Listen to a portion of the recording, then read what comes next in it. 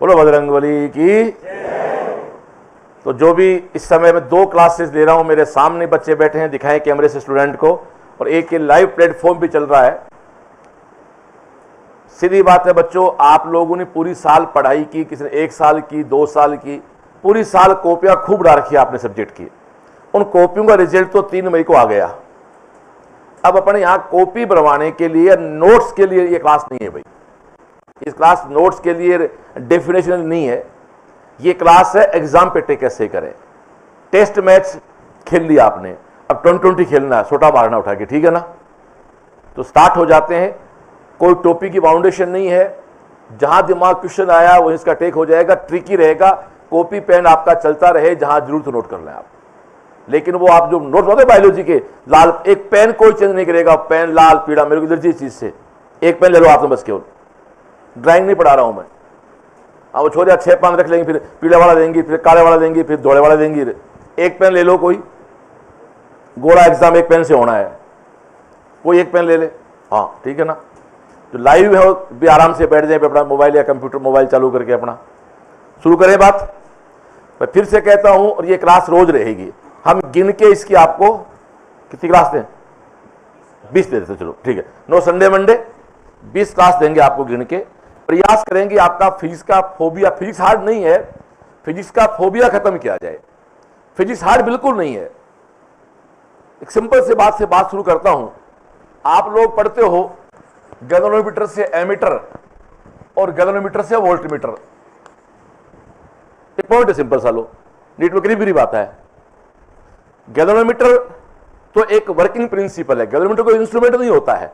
उसका एमीटर बन सकता है, उसका वोल्टमीटर बन सकता है। पीछे आवाज आ रही बेटा? अभी लाइट गई हुई, एसी चल जाएगी तो आवाज और सही हो जाएगी। G2A और G2B, मतलब सिंपल सा कॉन्सेप्ट है। फॉर्मूला अब कुछ बच्चे रट्टा मारते हैं फॉर्मूला। अब आपको देखो यहां क्या क्या बात करनी है, यहां 2-3 बात रखनी है। एमीटर कहां लगता है? सीरीज में। बोलते मेरे साथ, आप पहली बार क्लास में गए थे ना, जब आपने मंकी कैप पहन रखी थी, यहां भी कुछ आ रहा था और मैडम ने कहा A फॉर एप्पल, तो आपने ऐसे करते करते कहा था A for Apple, B for boy. आपको जो मैडम ने कह दिया उसको मानने हुआ था। पता है अब आपके साथ दिक्कत क्या है?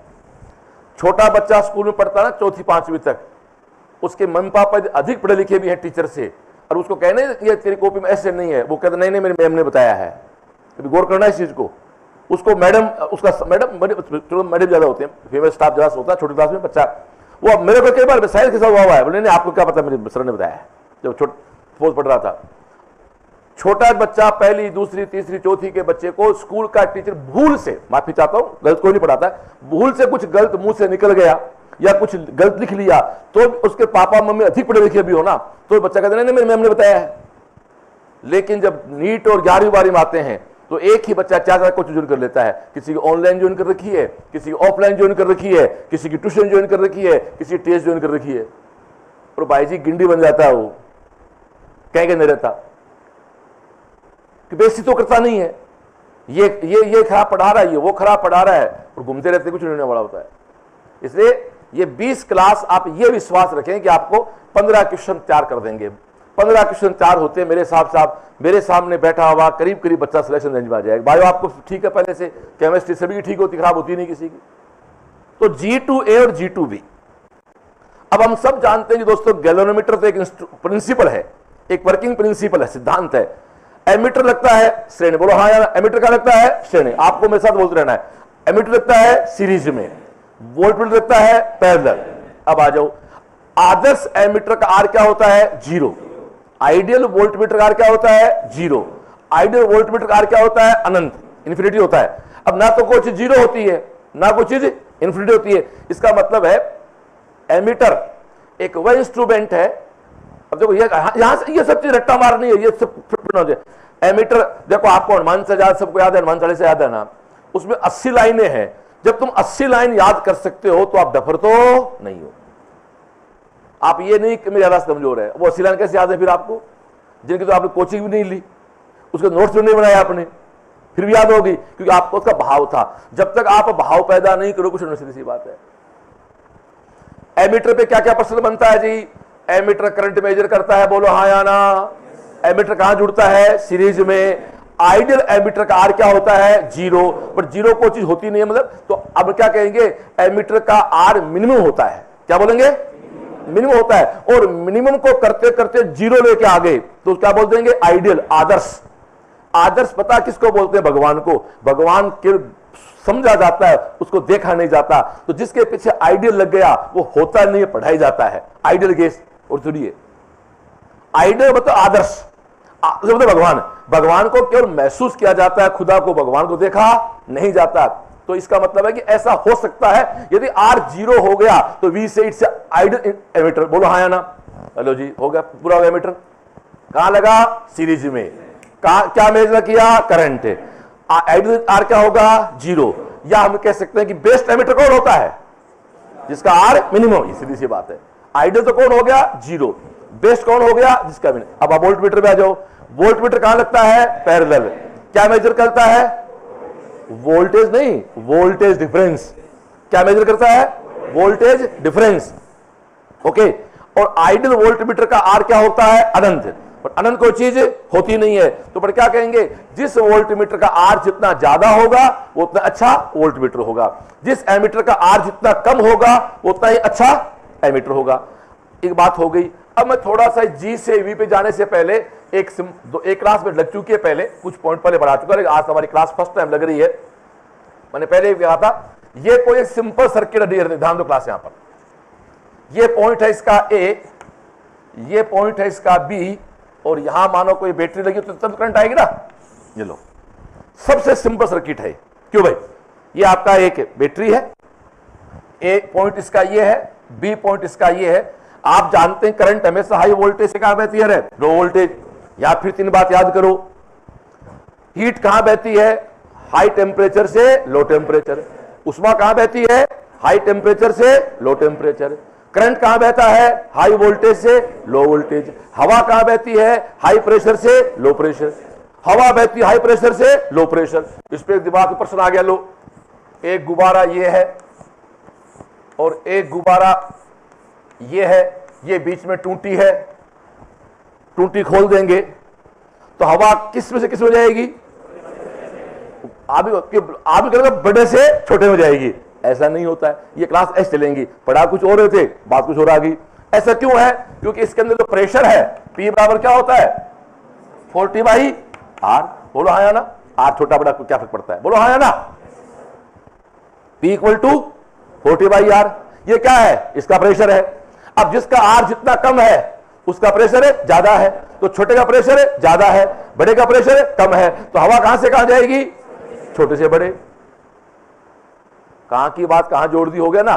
क्योंकि आपको 21 जून को एग्जाम देना है, तो पहला प्रश्न आएगा 1D का, दूसरा आ गया सेमीकंडक्टर का, तीसरा आ गया वेव का, चौथा आ गया हीट का। वहां तो दिमाग होना पड़ेगा ना। ये बड़ा फर्क एग्जाम में। एग्जाम भाई साहब आप देखो 3 घंटे में आपको 180 क्वेश्चन के माध्यम से चारों किताब घुमानी पड़ती हैं, जिसके लिए साल भर पढ़ते हो आप लोग। बेटा साल भर की मेहनत को आपको 180 मिनटों में घुमाना होता है। यही तो एग्जाम में यही दिक्कत होती है। इसलिए मैं इस प्रकार की बात करूंगा आपसे मैं, तो आपका दिमाग तुरंत स्विच ओवर होता रहे। बोलो हाँ है ना। बात क्या चल रही थी अपनी, प्रेशर की। तो दोस्तों प्रेशर की बात चली, तो बात चली थी अपनी करंट की। बेटा दो इसको, हाँ है ना। तो करंट कहां जाती है, हाई वोल्टेज से लो वोल्टेज। हीट कहां जाती है, हाई टेम्परेचर से लो टेम्परेचर। हवा कहां बहती है, हाई प्रेशर से लो प्रेशर। पानी कहां बहता है, ऊंचाई से नीचाई। चीज जुड़ गई अपनी। आ जाओ वापस। अब करंट ए से बी जा रही है, तो करंट ए पर हाई वोल्टेज, पॉइंट ए पर हाई वोल्टेज है और बी पर बेटा लो वोल्टेज है। मेरी क्लास का सिंपल प्रश्न है, यदि यहां रीडिंग 12 वोल्ट है, यहां मान लो 4 वोल्ट है, तो इसकी रीडिंग क्या होगी ना भैया, बोलो यार एक साथ। जो भी कोई लाइव सुन देख रहे हो देख ले, इसका आंसर क्या होगा, 8 वोल्ट।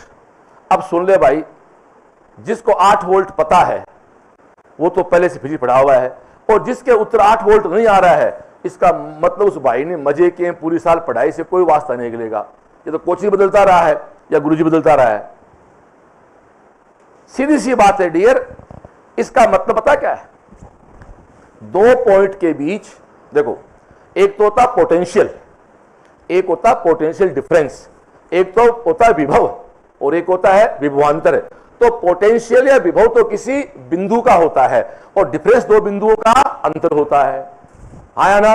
विभव तो किसी बिंदु का है और विभवांतर क्या है? दो बिंदुओं का अंतर है, जिसको आप वोल्टेज ड्रॉप भी कह सकते हो। ए से बी का वोल्टेज ड्रॉप हो गया, हिंदी में इसको विभव पतन भी कह सकते हो, विभव का पतन हो गया। देख बेटा जी, ए और बी के बीच एक वोल्टमीटर लगा हुआ है और वो रीडिंग दे रहा है 4 वोल्ट। इसका मतलब क्या हो रहा है? हिंदी बताओ। इसका मतलब है ए से बी तक जाते जाते 4 वोल्ट का पतन हो गया। बोलो हाँ ना? बोलो यार, ऐसे क्या बैठे हो? ऐसे उड़कर बता। फिर अपने पढ़ाई अपनी कॉपियां पढ़ो, पुराने वो तरीका आपका जो आज तक करते आए हो वही करते रहोगे तो रिजल्ट वही आएगा जो आज तक आता रहा है। अपना सीधा फंडा है। जब आपकी मेहनत का रिजल्ट नहीं आ रहा है, इसका मतलब गेम चेंज नहीं करना है, गेम का तरीका चेंज करना है। पढ़ रहे हैं, देखो 2 बच्चे हैं, नहीं पढ़ रहे हो, नंबर नहीं आ रहे, पढ़ लो नंबर आ जाएंगे। पढ़ रहे हैं फिर नंबर नहीं आ रहे, इसका तरीका गलत है। चाबी गलत लगाओ, चाबी सही लगाओ, खुल जाएगा। गलत चाबी से भैया कितने लोग ऊर्जा लगाओ, कभी लोग नहीं खुलने वाला है। बोलो हाँ या ना?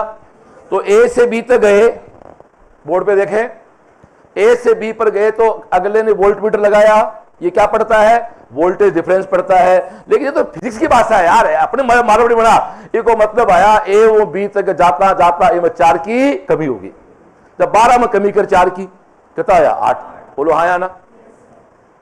कोई गड़बड़? तो ये आपका हो गया वोल्टेज का कार्यक्रम। ये वोल्टमीटर कहां लगा? पैरेलल लगा। ए और बी के बीच का क्या पड़ा? वोल्टेज डिफरेंस पड़ा। तो दोस्तों यदि यहां इसका 12 है, यहां 4 है, तो यहां कितना है? 8। अब यदि आपको याद हो गया क्या या तो इसमें कॉपी की जरूरत क्या है बनाने की? मेरे तो पढ़ा 4 साल छोटे हो गए, पढ़ा रहा हूं ना। फिजिक्स का प्लस पॉइंट सुखदेव ये कह रहा था कि इसका प्लस पॉइंट एक बार सेट हो जाती है तो आपसे कितनी सारा बात शुरू हो जाओ, याद आ जाती सब कुछ चीजें। बोलो हाँ या ना? अब आ जाओ।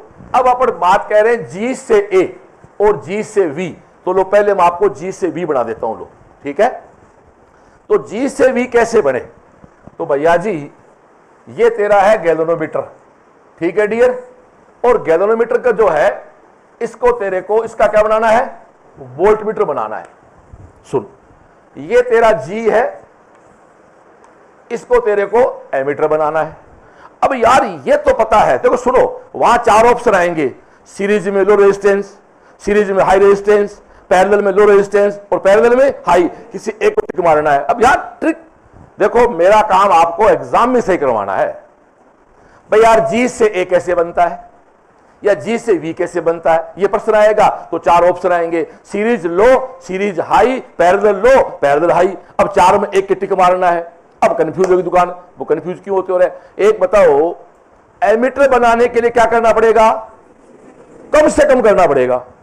अब प्रतिरोध तो जोड़ना है और कम से कम करना है। इसका तरीका कौन है? पैरेलल। पैरेलल भाई जी जितना कम जोड़ोगे उतना ही कम हो जाता है। बोलो हाँ या ना? हाँ या ना? पैरेलल में न्यूनतम से भी न्यून हो जाता है। तो ले भाई साहब, सीधा सीधा कार्यक्रम हो गया। इसके पैरेलल में एक संट जोड़ दे। संट का मतलब होता है लो रेजिस्टेंस। ये क्या बन गया? ये एमीटर बन गया। बोलो हाँ या ना? मेरे पास जी है, कॉपी नहीं भरनी है, याद करना है। मुझे जी से एमीटर बनाना है और एमीटर का मतलब होता है यार एक ऐसा इंस्ट्रूमेंट जिसका आर कम। अब ये तो पता है यार, जी से ए बनाओ चाहे जी से वी बनाओ, कुछ जुड़ता है। अब जुड़ता कहां है? ज्यादा जुड़ता है कि कम जुड़ता है कि सीरीज जुड़ता है कि पैरेलल जुड़ता है, ये तो कंफ्यूज है। इसे 4 में एक टिक मारना है। अब यार जी से ए बनाना मिनिमम करना है तो भाई हम जानते हैं यदि आप जोड़ दोगे सीरीज में तो बढ़ता है। बोलो है ना? भाई श्रेणी क्रम में तो जितना जोड़ते उतना ही बढ़ता जाएगा और पैरेलल में घटता जाएगा। तो पैरेलल जोड़ना है। और पैरेलल जानते हो क्या है? पैरेलल में सुनो एक मिनट, जैसे ये देखो, ये एक मान लो 3 ओम का प्रतिरोध है, फिर 6 ओम का प्रतिरोध है। ये दोनों कौन से क्रम में है? पैरेलल है। इसका परिणामी क्या होगा? याद है क्या है? R1 multiply R। अरे बोलो बोलो साथ बोलो मेरे। 6 गुणा 3 बटे 6 प्लस 3 18/9/2। तो भाई 3 से भी कम हो गया। यानी पैरेलल में रिजल्टेंट आर मिनिमम से भी मिनिमम। बोलो है ना? एक साथ बोलो, पैरेलल में रिजल्टेंट आर मिनिमम से भी मिनिमम हो जाता है। आप इन्हीं को जोड़ दो सीरीज में, सपोज करो ये 3 है, ये 6 है, तो ये क्या हो जाएगा रे? 3 और 6 9, बड़े वाले से भी बड़ा। आगे चलो भैया, कि आगे चलो कि पैरेलल क्रम में रिजल्टेंट आर जो है वो न्यूनतम से भी न्यून हो जाता है और पैरेलल सीरीज में मैक्सिमम से भी बड़ा हो जाता है, उससे भी बड़े। माली भाषा बोला समानांतर क्रम में छोटे से भी छोटा, उस श्रेणी बड़े से भी बड़ा। बोलो हाँ या ना? तो अब आपके सामने है कि आपको इस G से A बनाना है, G से A बनाना है या G से V बनाना है। एग्जाम में 4 ऑब्जेक्ट आएंगे, सीरीज में कम है, सीरीज में ज्यादा, पैरेलल में कम है और पैरेलल में ज्यादा। अपने दिल से पूछो, इस प्रश्न में आप कंफ्यूज होते थे, क्या आपको कंफ्यूज रहा कि G से A बनाना, A मतलब है कम से कम R। अब जोड़ना तो है, जोड़ के कम से कम कब होता है? जब पैरेलल में कम से कम जोड़ दो। संट का मतलब कम से कम होता है, संट का मतलब क्या होता है? कम से कम। चलो जो हो गया प्रश्न कि यदि गैल्वेनोमीटर के समानांतर क्रम में एक संट बोल दो, जुड़ जाएगा, संट बोल दो या कोई छोटा आर बोल दो, तो ये G से क्या बन गया रे? A बन गया। बोलो हाँ या ना? अब मेरे बात आगे चाल भैया, यहां धारा बह रही है I। अब इस धारा के सामने 2 रास्ते आगे, ये धारावापी में धारा जा रही है तो इसको IG कह दो, और ये किरचॉफ का फर्स्ट नियम है, इधर क्या जाएगी? I माइनस IG, वापस फिर क्या हो जाएगी? ये I। बोलो हाँ या ना? कोई समस्या? अब दोस्तों ये एक पॉइंट है, ये G है, ये S है। तू कहे तो मैं तेरा इसको थोड़ा ऐसे बना दूं, क्या तेरे को समझने के लिए। इसको मैं G कह दूं, इसको मैं S कह दूं और इधर मैं IG कह दूं और इधर I माइनस IG कह दूं। कोई समस्या है क्या रे? बोल भाई, एक ही बात है। अब ये दोनों कौन से क्रम में है? पैरेलल है। पैरेलल क्रम में V क्या होगा रे? समान। और 2 पॉइंट के बीच का V क्या होता है? I गुणा R, नोट I गुणा धारा गुणा R, करंट मल्टीप्लाई R। बस, तो तेरे सामने क्या हुआ है? G गुणा IG equal to I minus IG गुणा S। कोयटा लगवाया आपसे? नहीं लगवाया? आपको निकालना क्या है? S। तो ये डियर S क्या हो गया रे? ये IG upon I minus IG गुणा G। अब अपने दिल से पूछो, कई बार लोग इस उल्टा मारते हैं, ये है ही नहीं, ये है ये फॉर्मूला ही नहीं है, ये फॉर्मूला तो ये तो फॉर्मूले का रूप है। ये इसके बाद याद हो जाना चाहिए, बट याद से काम नहीं चलेगा। देखो ये ऐसे बनाया, बताओ हाँ या ना? तो इस प्रकार से आपको G से A बनाने की बात आ गई। कोई गड़बड़? हाँ या ना? सब याद हो गया क्या? कहां जरूरत है नोट्स बनाने की? अब एक प्रश्न कहता है वो, इसमें I है मुख्य धारा, IG क्या है? गैल्वेनोमीटर। यहां एक शब्द आएगा फुल स्केल डिफ्लेक्शन, उसका मतलब IG होता है, ये गांठ मान लो, फुल स्केल डिफ्लेक्शन है। इसमें तो IG होगा और उसमें वो VG होगा। हाँ या ना? ये IG शब्द नहीं आता वहां पर। वो कहता फुल स्केल डिफ्लेक्शन इतना है, फुल स्केल, पूर्ण स्केल, पूर्ण विक्षेप, पूर्ण विक्षेप, हेलो हेलो, पूर्ण विक्षेप। इसका मतलब भी क्या है? IG है। और G से V की बात करें, उसका वहां कौन है? VG। बोला है ना? ये शब्द है फुल स्केल डिफ्लेक्शन, पूर्ण विक्षेप का मतलब क्या है? IG। वो कहता है कि साहब एक गैल्वेनोमीटर से एमीटर बना रहे हैं, उसमें कितने ओम का संट जोड़ें कि मुख्य धारा का 10% संट में से जाए, 10% संट में से जाए या 10% G में से जाए। क्या फर्क पड़ता है? एक ही बात है, 10% कहां जाए? G में से। और नॉर्मल बात है कि धारा कम G में जाएगी, धारा S में ज्यादा जाएगी, क्योंकि S हमेशा G से कम होता है, तभी तो परिणाम कम होगा। तो कहता माना मुख्य करंट की 10% धारा कहां जा रही है? G में। तो बताओ संट का मान क्या होगा? संट का मान क्या होगा? तो एक बात बताओ, आप इसको दोस्तों 1 मान लो, एक मान लो, इधर कितनी गई है, चलो 100 मान लो अपने यार, 100 मान लो, तो इधर कितनी गई 10, इधर कितनी गई 90। तो बोल मेरे भाई 10 गुणा G इक्वल टू 90 गुणा S। तो S का मान क्या आ गया जी भाई 9 आया ना। यदि आपने केवल ये फॉर्मूला याद कर रखा है तो आप ये नहीं कर पाओगे, बोलो हाँ या ना। केवल आपने, बच्चे क्या करते रट्टा मारते हैं कि साहब गैलोमीटर एमीटर बनाना है तो एस का मान IG बटे I माइनस IG, उससे पता नहीं चलता क्या हो रहा भाई।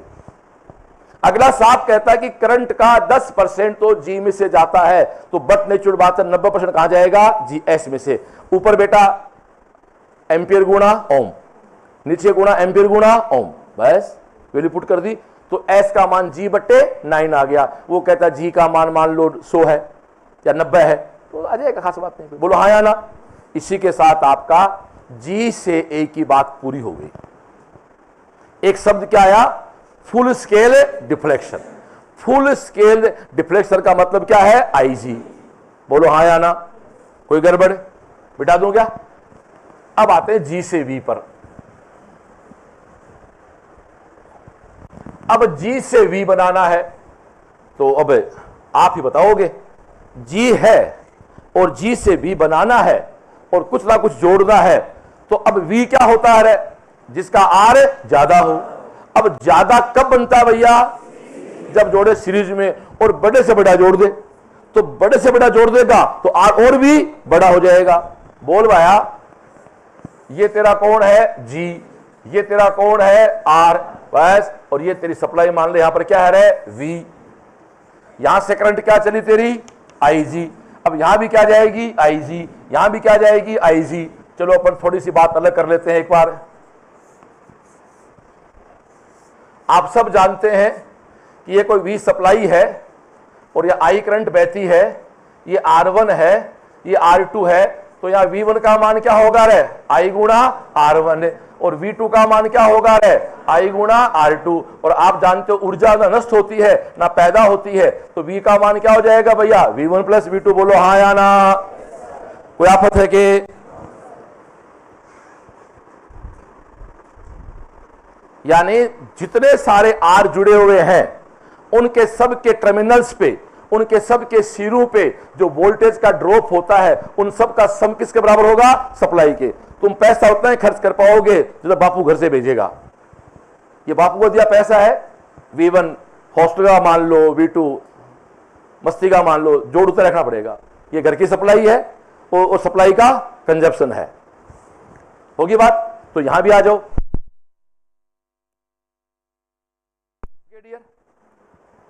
अब डियर यहां से करंट चली IG, तो यहां क्या पैदा होगा बोलना भाई, बोलो यार G गुणा IG, और यहां क्या होगा R गुणा IG, बोलो बोलो।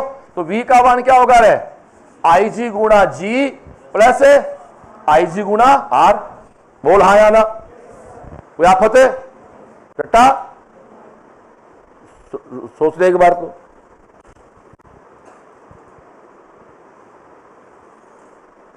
कोई रटना नहीं ना, और ये सबको आता आपको। देखो मेरी बात सुनो, कुमार विश्वास के सबसे, वो कहता है मेरे जीवन की सबसे छोटी कविता है एक, और जिंदगी का सार है उसमें। सुनना, ये शब्द आपके पास भी है। कवि जो होता है, आप एक आदमी गीत लिखता है तो शब्द तो उतने ही है ना, और उस शब्द से गीत बना देता है, संगीत पैदा करता है। सारे गामा पा 7 एक सुर है, उन संगीत पैदा होता है ना। कुमार विश्वास कहते हैं मेरी सब छोटी कविता है जो उससे प्रभावित करती है मेरे को, कि कोई पत्थर की मूरत है, किसी पत्थर में मूरत है। ये लो, ये शब्द अपने पास भी हैं, अपन नहीं लिख पाए, वो लिख पाए अगला, कि उसके पास ज्ञान था। कोई पत्थर की मूरत है, किसी पत्थर में मूरत है। तो आपके पास, सबके पास है। सीरीज क्या है, पैरेलल क्या है, एमीटर क्या है, वोल्टमीटर, इन सबको कविता बनानी है भाई जी। पत्थर मूर्त अंदर, अच्छा तो बोला ना कविता बनेगी, आग लो अंतरराष्ट्रीय हो रही है। चला आगे, जी है, जी ने वोल्ट मीटर में कन्वर्ट करना है। जब वोल्ट मीटर का मतलब होता है कि वह इंस्ट्रूमेंट है जिसका आर अधिक होता है, मतलब मैक्सिमम होता है। तो मुझे जी को इसको मैक्सिमम करना है, तो मैक्सिमम करने का मतलब मेरे को ये तो पता है, अब वो सीरीज है पैरेलल है ये तो पता है कि चार ऑप्शन है, सीरीज लो, सीरीज हाई, पैरेलल लो, जिसको इतना ही पता नहीं है उसको नमस्कार राम राम है मेरी। इतना पता होने के बाद किसी टिक एक पे मारना है। जिस लड़के के 400 नंबर आ रहे हैं, 600 नंबर का सामान है उसके पास, वो बेवकूफी करके आ रहा है। बेवकूफी नहीं, माफी चाहता, बेवकूफी नहीं कहूंगा, वो कहीं सब्जेक्ट को खेल नहीं पाया, वो सब्जेक्ट को एंजॉय नहीं कर पाया, रट्टा मार गया, वो नोट्स लगा रहा, 3 प्रकार के पेन रख के बस डिजाइन लगा रहा, वो भूल जाता है ड्राइंग करने नहीं आई सेल से अपन। अब डियर आपके साथ आगे चले तो v इक्वल टू, बोलो कोई दिक्कत है क्या इसमें? अरे बोलो भैया। अब बस r निकालना अपने को, तो आपके सामने IG r बराबर v माइनस IG गुणा g। तो दोस्त r की वैल्यू क्या गिर है? v बट्टे IG माइनस g। तो s की वैल्यू क्या थी रे? IG बट्टे I माइनस IG गुणा g, और ये v बट्टे IG माइनस g। इसी के साथ आपका G से A और G से V की पूरी कहानी खत्म हो गई। अब जरा आंख बंद करो सब एक बार, कर ले, निकल मत आना मेरी नहीं माने तो। मैं जो बोल रहा हूं उसको मेरे साथ साथ बोलता जा। एमीटर लगता है, जवाब दो तो, एमीटर लगता है सीरीज, वोल्टमीटर लगता है पैरेलल। एमीटर का आर कितना होता है? मिनिमम। वोल्टमीटर का मैक्सिमम। आइडियल एमीटर का 0, आइडियल वोल्टमीटर का इन्फिनिटी। अब G से A बनाना है तो मेरे को क्या जोड़ना है? पैरेलल में संट। G से V बनाना है तो क्या जोड़ना है? सीरीज में high resistance. Okay, S equal to क्या हुआ? IG बटे I माइनस IG गुणा G। R के बराबर क्या हुआ?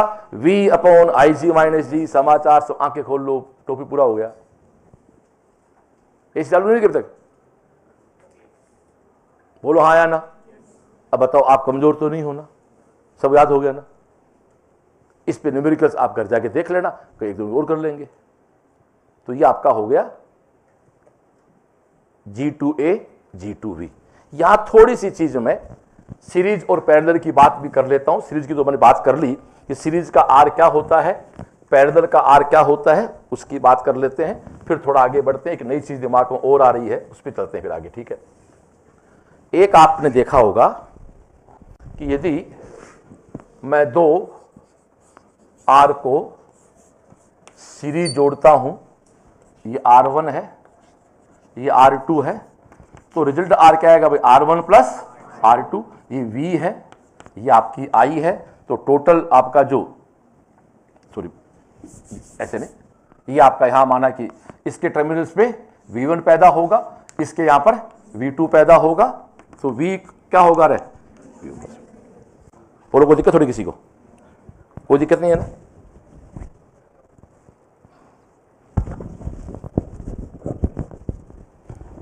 अब डियर V इक्वल टू क्या होता है? IR। बोल बोल, V इक्वल टू क्या होता है? IR। ये क्या है? IR1। ये क्या है? I काट दे, तो R इक्वल टू क्या हो गया रे? R1 plus R2। सीरीज में कौन समान होता है रे? तो बोलो यार, करंट। पैरेलल में वोल्टेज नहीं, voltage difference, supply, supply voltage तो एक बिंदु का होता है।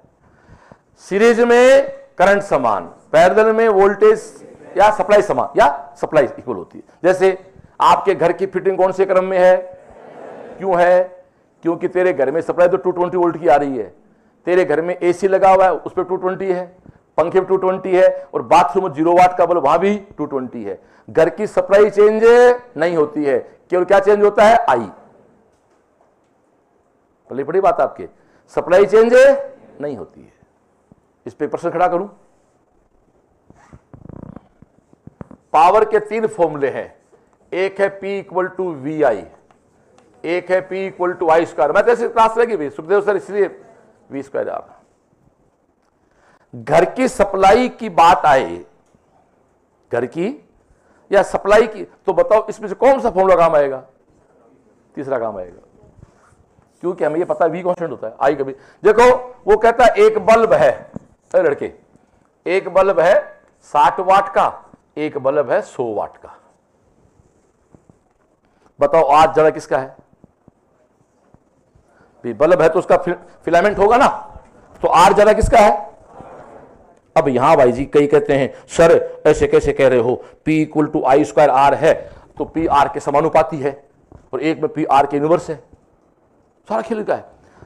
तो सुनो, फिजिक्स में 3 चीज होती हैं, एक वो बदलता है, एक आपसे बदलवाता है और एक को वो कांस्टेंट करता है। ऐसी चली नहीं गया अभी तक यार, हाल खा बोली मेरी। तो क्या टेम्परेचर कर रखा है? 19 करना क्या है, 23 कर रखा है, तो सुनेंगे मेरे से, इसके बाद 19 कर। ध्यान से सुनो, फिजिक्स में एक न्यूमेरिकल होता है, एक संख्या वो चेंज करता है, एक वो चेंज करवाता है और एक को वो कांस्टेंट करता है। लेकिन मैं जब भी बल्ब की बात करूंगा, किसी भी बिजली के उपकरण की बात करूंगा तो घर में तो लगेगा वो। अब आपको सर हमें क्या पता वो पैरेलल है? अरे भाई हमें पता नहीं है उपकरण क्यों बनाया गया है, लगाने के लिए, और कहां लगना है, घर में लगना है, फिटिंग कौन से क्रम में है, पैरेलल तो बात ही नहीं है ना भैया। धन के बना के तो उसको दुकान सजाएगा, तो कॉमन सेंस की बात है, वी सेम होता है। इससे किसी भी इलेक्ट्रिक इंस्ट्रूमेंट का जो पी है वो आर के इनवर्स होता है।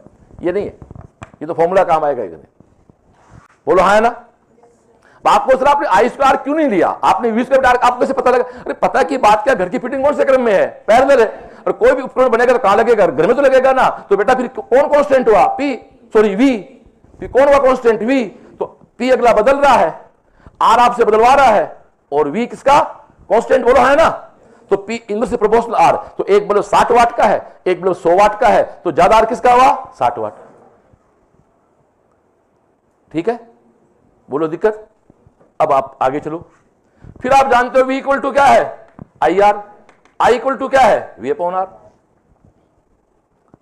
अब V तो सेम है, घर में V तो सेम है, अब जिसका आर कम है उसका ही ज्यादा हो गया। तो ये जो कहते हैं ना एसी के पीछे वो लगता है, क्या बोलते हैं उसको, एक अलग पावर प्लग लगता है, पावर स्विच, क्योंकि वो क्या करता है, आर को चेंज कर देता है, आर को चेंज करके आई को चेंज कर लेता है। वी तो चेंज नहीं कर सकते आप, बोलो हाँ या ना। भाई एक घर में एसी भी लगी हुई है, हमारी एसी नहीं चलती, पता है जनरेटर से, क्योंकि वो उसका कंजप्शन नहीं उसका, एसी लाइट चलती है। तो डियर सुनने की कोशिश करना, एक बल्ब है 60 वाट का, संभव से हो रहा है कि बहुत गर्मी होगी इसमें तो यार। आप चेक करें एक बार, एसी चल रही है, देखना ठंड लग रही है।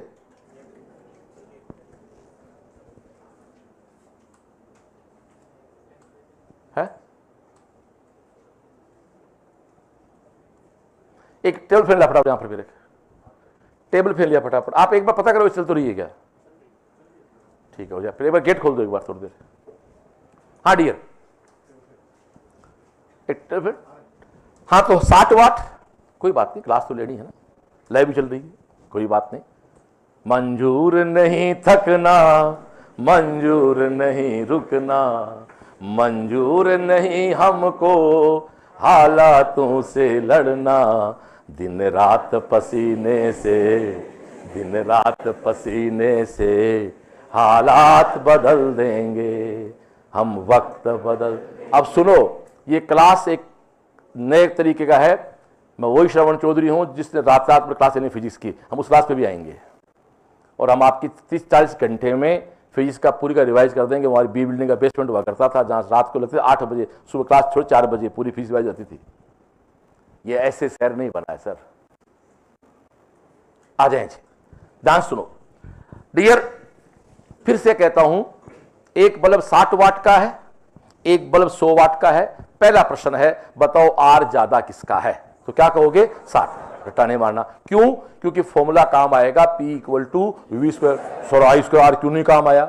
क्यों नहीं? कि आई का में पता ही नहीं है भैया, क्यों? घर में करंट समान है? नहीं होती है, घर में केवल वी समान होता है। P बदलता है, आई बदलता है और इंस्ट्रूमेंट का आर बदलता है, लेकिन इंस्ट्रूमेंट का वी वो तेरे हाथ में वो सरकार भेजती 220 वोल्ट। तू घर में कुछ लगा सकता है पर 220 वोल्ट को चेंज नहीं कर सकता। अमेरिका में कितनी सप्लाई जाना किसी को? 110 और फ्रीक्वेंसी 60। यूएसए की सप्लाई 110 और 60 है, इंडिया की 220 और 50 हर्ट्ज है। ठीक है डियर, आ जाओ। तो एक बात होगी यहां पर कि साहब एक बल्ब है, नोट बल्ब, कोई बल्ब नहीं, कोई इंस्ट्रूमेंट है, उसका जितना ज्यादा वाट है उतना आर उसका कम है। बोलो हाँ या ना, बिटा दो। ऐसे बात करेंगे, बोलो एग्री हो? एग्री हो तो कल कंटिन्यू क्लास कर लेना, नहीं हो तो कल मत आना, बात करता हूं इसमें क्या, तुम्हारी पढ़ो कॉपी तुम्हारी, फिर नंबर उतने फिर आ जाएंगे जो 3 मई को आए थे। तो सीरीज में R1 R2 R3 जोड़ा तो R क्या हो रहा है? R1 plus R2 plus dash dash dash. और यदि बेटा ये R N बार आ गया तो RS का मान क्या हो जाएगा? रे NR। यानी सीरीज में जितनी चीज जुड़ती जाए उतना R बढ़ता जाएगा। तो यदि अपन घर की फिटिंग कर दें सीरीज में तो R बढ़ता जाएगा, तो गड़बड़ हो जाएगी फिर तो। इसलिए घर की फिटिंग क्या होती है? पैरेलल है। चलो जी, जय बजरंग बली, खड़ी लड़की। एक फ्यूज वायर वो कहां लगता है? एक घर में होता है फ्यूज वायर, वो कहां लगता है? सीरीज या पैरेलल? अब आप जोर से बोलो भाई, सिर्फ thank you. Soon low, fuse wire कहां लगता है? सीरीज में। और फिटिंग क्या होती है? पैरेलल। पैरेलल मतलब सप्लाई क्या होती है? कांस्टेंट। तो घर के इंस्ट्रूमेंट का V नहीं बदलता है, I बदलता है और R बदलता है। इसलिए एक घर में 0 वाट का बल्ब भी काम करता है, उसी घर में AC भी काम करती है। आगे चले तो ये आपका हो गया। तो एक देखा जाए तो सीरीज का जो कॉम्बिनेशन है वो निकालते हैं तो V बराबर V1 प्लस V2 V का जोड़ हो रहा है। ठीक है ना। अब यदि ऐसे ही दो मैं जोड़ दूं पैरेलल में तो वही कहानी, ये कोई आपकी V सप्लाई है, यहां से करंट चला I के सामने पानी के साथ 2 रास्ते आगे, तो ये कौन है? I1, ये कौन? I2, ये तेरा I है। किरचॉफ क्या कहता है? किसी बिंदु पे आने वाली धारा बराबर है, अरे बोल भाया, क्या कहता है किरचॉफ? सल्टा, किरचॉफ को सल्टा ले। ये किरचॉफ का सेकंड नियम है, याद है क्या? वो किरचॉफ का फर्स्ट नियम है, दोनों हो गए ना एक साथ ही। ये किरचॉफ का सेकंड नियम है, वो किरचॉफ का। अब अंदाजा क्लास यूं चलेगी अपनी। हम अब आपको परिभाषा नहीं लिखा सकते, नोट्स तैयार नहीं करा सकते, केवल आप यदि मन से बैठे हो और ढंग से बैठे हो तो इसको जाके रिवाइज करो, याद हो जाएगा। तो क्या कहना चाहता है अगला कि ये किरचॉफ का सेकंड नियम का फंडा है, वो किरचॉफ के फर्स्ट का फंडा है। V equal to IR, I equal to क्या बेटा? V बटे R equal to V upon R1 upon V upon V काट दे तो 1 बट्टा R1 प्लस 1 बट्टा R2। अब थोड़ा गुणा भाग कर लो, इतना सीधा कर लोगे तो R1 multiply R2 upon R1 plus R2। और यदि R N बार लग जाए तो RP का मान क्या हो जाएगा? रे R/N। बोलो भाई, कोई आफत है? सीरीज किसका है? किरचॉफ का सेकंड नियम है, और पैरेलल किरचॉफ का फर्स्ट नियम है। किरचॉफ का सेकंड नियम क्या कहता है कि एनर्जी ना नष्ट होती है ना पैदा होती है। और फर्स्ट क्या कहता है? आने वाली धारा बराबर जाने वाली, इनकमिंग बराबर या सबका जोड़ बराबर 0, सबका जोड़ बराबर 0। बाकी है क्या? सबका जोड़ बराबर 0।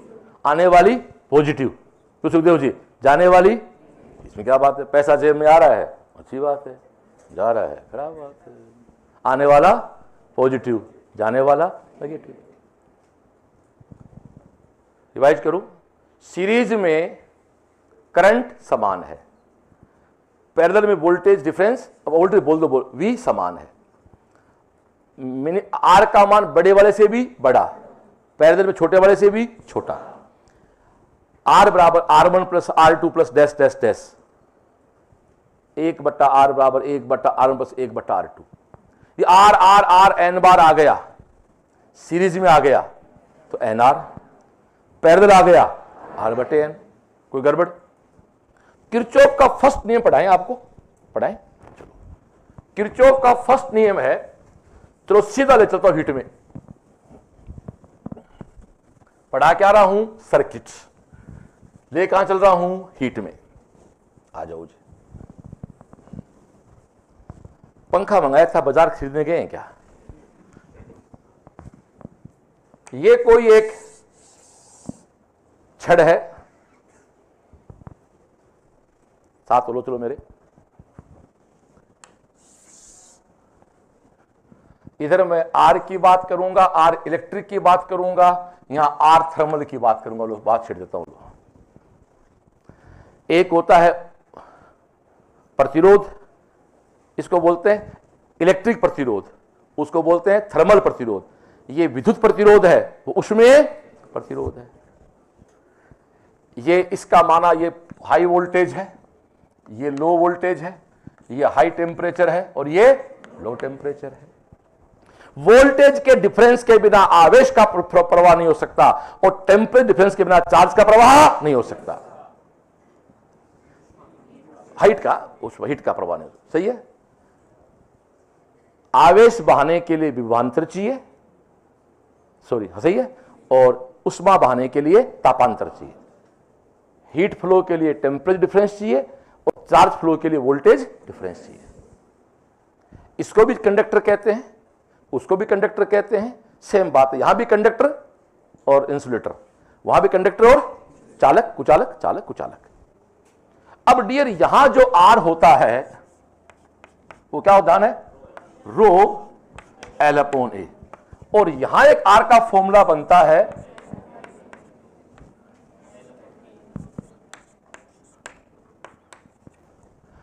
ओ तेरे याद को नहीं जना, तू जा 2027 क्लास ज्वाइन कर ले। यदि ये फॉर्मूला याद नहीं है तो नीट 2027 ज्वाइन कर लो। भी से सामने वो सुन रहा तो सुन ले भाई। ये है रियल लाइव क्लास। और पंखो आ गयो, आज ही आ गयो। ऐसी प्रॉपर काम से कर नहीं इस रूम की यार, या ज्यादा हो गया संख्या में, कोई बात नहीं, मैं तो बोल भी रहा हूं, तुम बैठे हुए हो जाएगी ऐसी भी। ऐसे देख रहे काम कर रहे, कोई कर देगी, कोई बात को नहीं। चलो जी आप इधर आ जाओ। आर इक्वल टू, रोक दे इसको, rho L upon A, R T H thermal L K upon A. बोलो हाँ या ना। एल क्या है, लंबाई, ए क्या है, पूरा नाम पढ़ो, क्रॉस सेक्शन एरिया, हिंदी का नाम है अनुप्रस्थ काट क्षेत्रफल।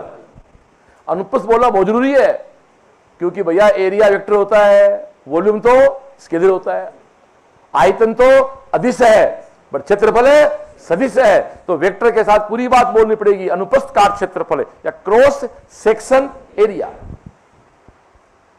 यहां भी जो करंट बहती है उनका कारण भी कौन है, फ्री इलेक्ट्रॉन। याद है क्या, कौन है कारण, फ्री इलेक्ट्रॉन। और यहां भी कौन है, फ्री इलेक्ट्रॉन, बोला है ना। यहां भी कौन है, फ्री इलेक्ट्रॉन। मुक्त इलेक्ट्रॉन, यहां भी कौन है, मुक्त इलेक्ट्रॉन, वहां भी कौन है, मुक्त इलेक्ट्रॉन।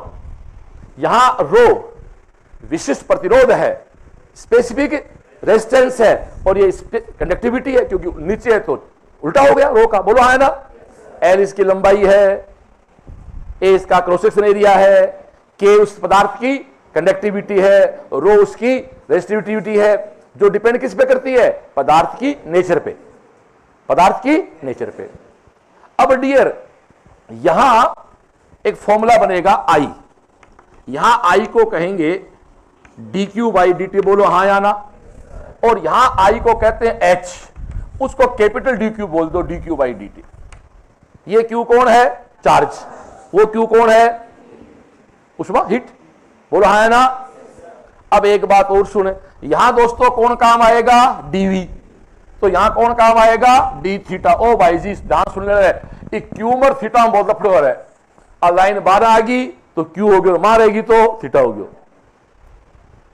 तो थीटा तो है टेम्परेचर और क्यू है हीट। तो एक तो है D Q by D T और एक तो है D theta by D T. याद है क्या, एक तो होता है D Q by D T और एक होता है, ये दोनों दुकान है, अलग अलग है। इधर जो छोटा क्यू लिया कौन है, चार्ज। आवेश प्रवाह की दर को धारा कहते हैं और उष्मा प्रवाह की दर को उष्मा धारा कहते हैं, एच। याद है। इधर कौन काम आएगा, डीवी, वहां कौन काम आएगा, डी थीटा। तो मान लो यहां दोस्तों आपका V initial, V final, theta initial और थीटा फाइनल, एक ही बात है। हाई से लो कहने की बात ही नहीं है।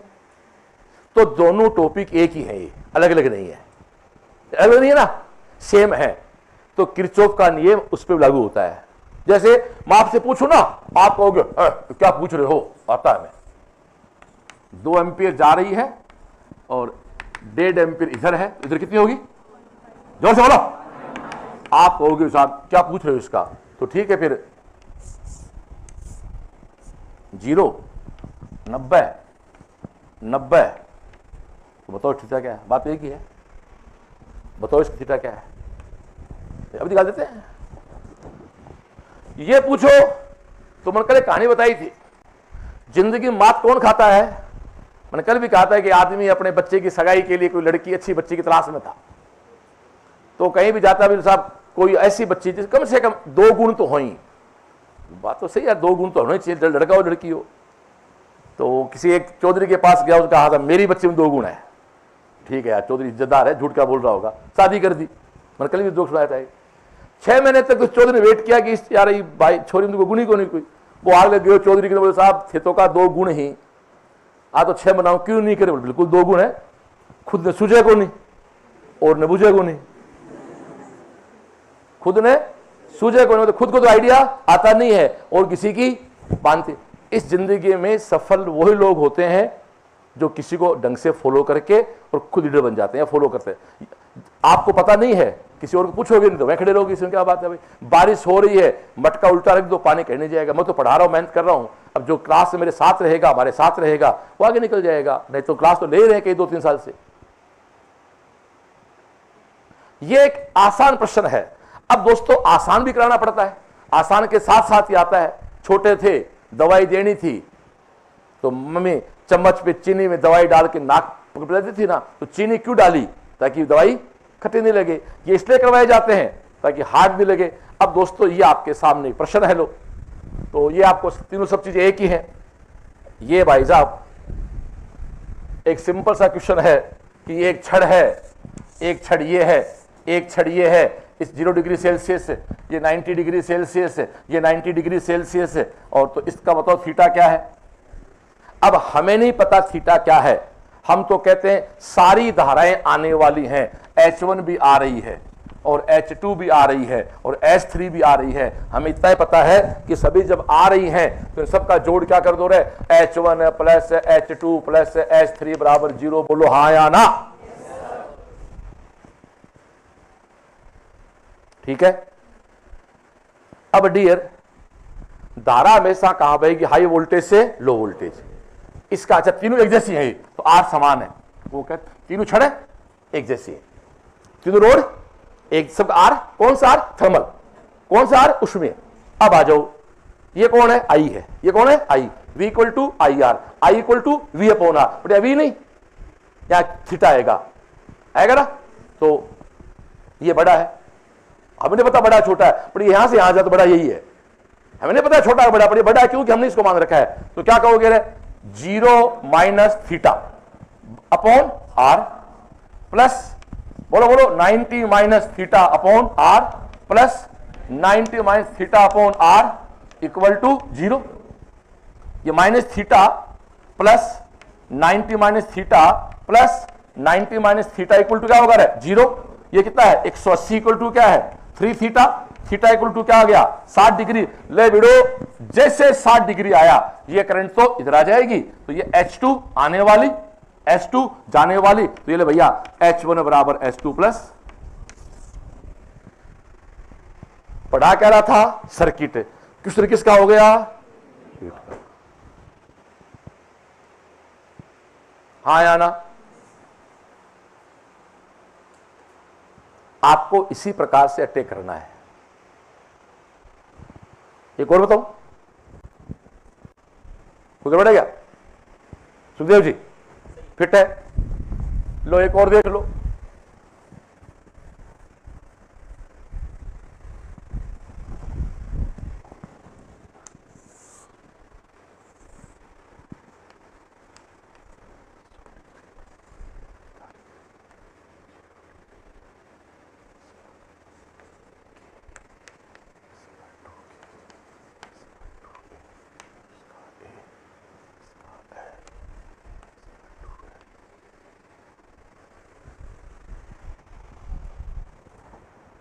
बताओ थीटा का मान क्या है,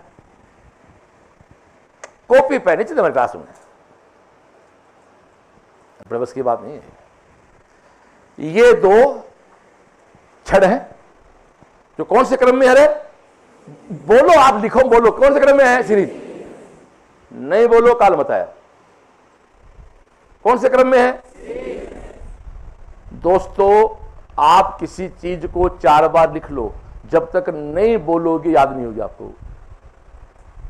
बोलने भी याद होती है, बोलोगे तो ही पूरी मेमोरी उसके काम करती है। बोलने से याददाश्त की ग्रंथि जुड़ी होती है, सर कहते हैं बायोलॉजी टीचर। अब एक बताओ, चलो, या मैं इसको ऐसा भी तो कह सकता हूं कि ये तो क्वेश्चन है, 2 वायर जुड़े हुए हैं, आ रहा उबासी नहीं, चाय पिलाऊं, एक ही बात है, इसको बोल दो चाहे इसको बोल दो, कोई दिक्कत? आजा। अब मेरे को पता है भाई, इसमें H1 है, इसमें H2 है, मुझे इतना पता है H1 बराबर क्या होगा? H2। हाँ या ना? H1 बराबर है H2। हमें कुछ निकालना है, इसका थीटा निकालना, चलो आया ना? अब H क्या है? करंट। तो करंट वहां क्या होती है अपने? V equal to I R, I equal to V बटे आर। तो यहां H बराबर क्या होगा रे? थीटा बटे आर डी थीटा। एक ही बात है, आया ना? डी थीटा बटे आर। तो थीटा कितना पहले? 0 माइनस क्या है? थीटा अपॉन क्या है? आर, आर 1 बोल दो, आगे चल। ये क्या है? थीटा माइनस क्या है? 100 अपॉन क्या है? R2। पढ़ा रहा हूं सर्किट और क्वेश्चन कर रहा हूं हीट के। अरे इसका नाम ही कंडक्शन ही है, मैं क्या पढ़ा रहा हूं? हीट कंडक्शन है। हेलो, क्या पढ़ा रहा हूं? उष्मा चालन है। अरे एक ही बात है, आवेश का चालन कर चाहे उष्मा का चालन कर, वहां वोल्टेज डिफरेंस करना, यहां टेम्परेचर डिफरेंस करना है। बोलो हाँ ना? कोई गड़बड़? अब आर पे आना पड़ेगा, आर पे आना पड़ेगा। तो भैया R1 बराबर क्या होता है? L1 K1 A1, R2 बराबर L2 K2 A2। लेकिन सब अलग अलग है, खास बात हो रही, तो सबके अमाउंट लगाना पड़ेगा। L भी अलग, A भी अलग और K भी अलग। तो अपना तो तीसरा तरीका है। फिर अब अपन एक काम करते हैं, जो R1 की वैल्यू है, बोर्ड साफ कर लो। कुछ गड़बड़ तो नहीं हो रही भाई? हाँ, कई बार क्या होता है, अब थोड़ा सा कूल हुआ है मामला। आजा डियर, ऊपर कौन है? माइनस थीटा अपॉन कौन है? R1। R1 क्या है? L1। L1 क्या आएगा? L अपॉन, अपॉन ऊपर आ जाएगा, अपॉन बोलो बोलो, K ऊपर आ गया, और A कितना आ रहा है? 2। ये बोलो, गड़बड़ हो जाएगी कुछ? आ जाओ। फिर क्या लिखा? थीटा माइनस 100 कौन है? R2। अब R2 कौन है? L2। L2 कितना आ रहा है? 2L अपॉन ऊपर क्या हो गया? 2K मल्टीप्लाई क्या है? A। बस इसको इससे काट दे, ठीक है भाई, इसको वैसे कर ले, ठीक है। और A से A काट दे, 2 से 2 काट दे, K से K काट दे, क्या बचा रहा है? Minus theta multiply 2 equal to theta minus 100। Live चल रहा, गलती कुछ नहीं है, बता देना हो तो। अब ये क्या चल रहा है? Minus 2 theta equal to theta minus 100। 100 इधर लिया, ये क्या हो गया? 3 थीटा। तो थीटा का मान क्या आ गया?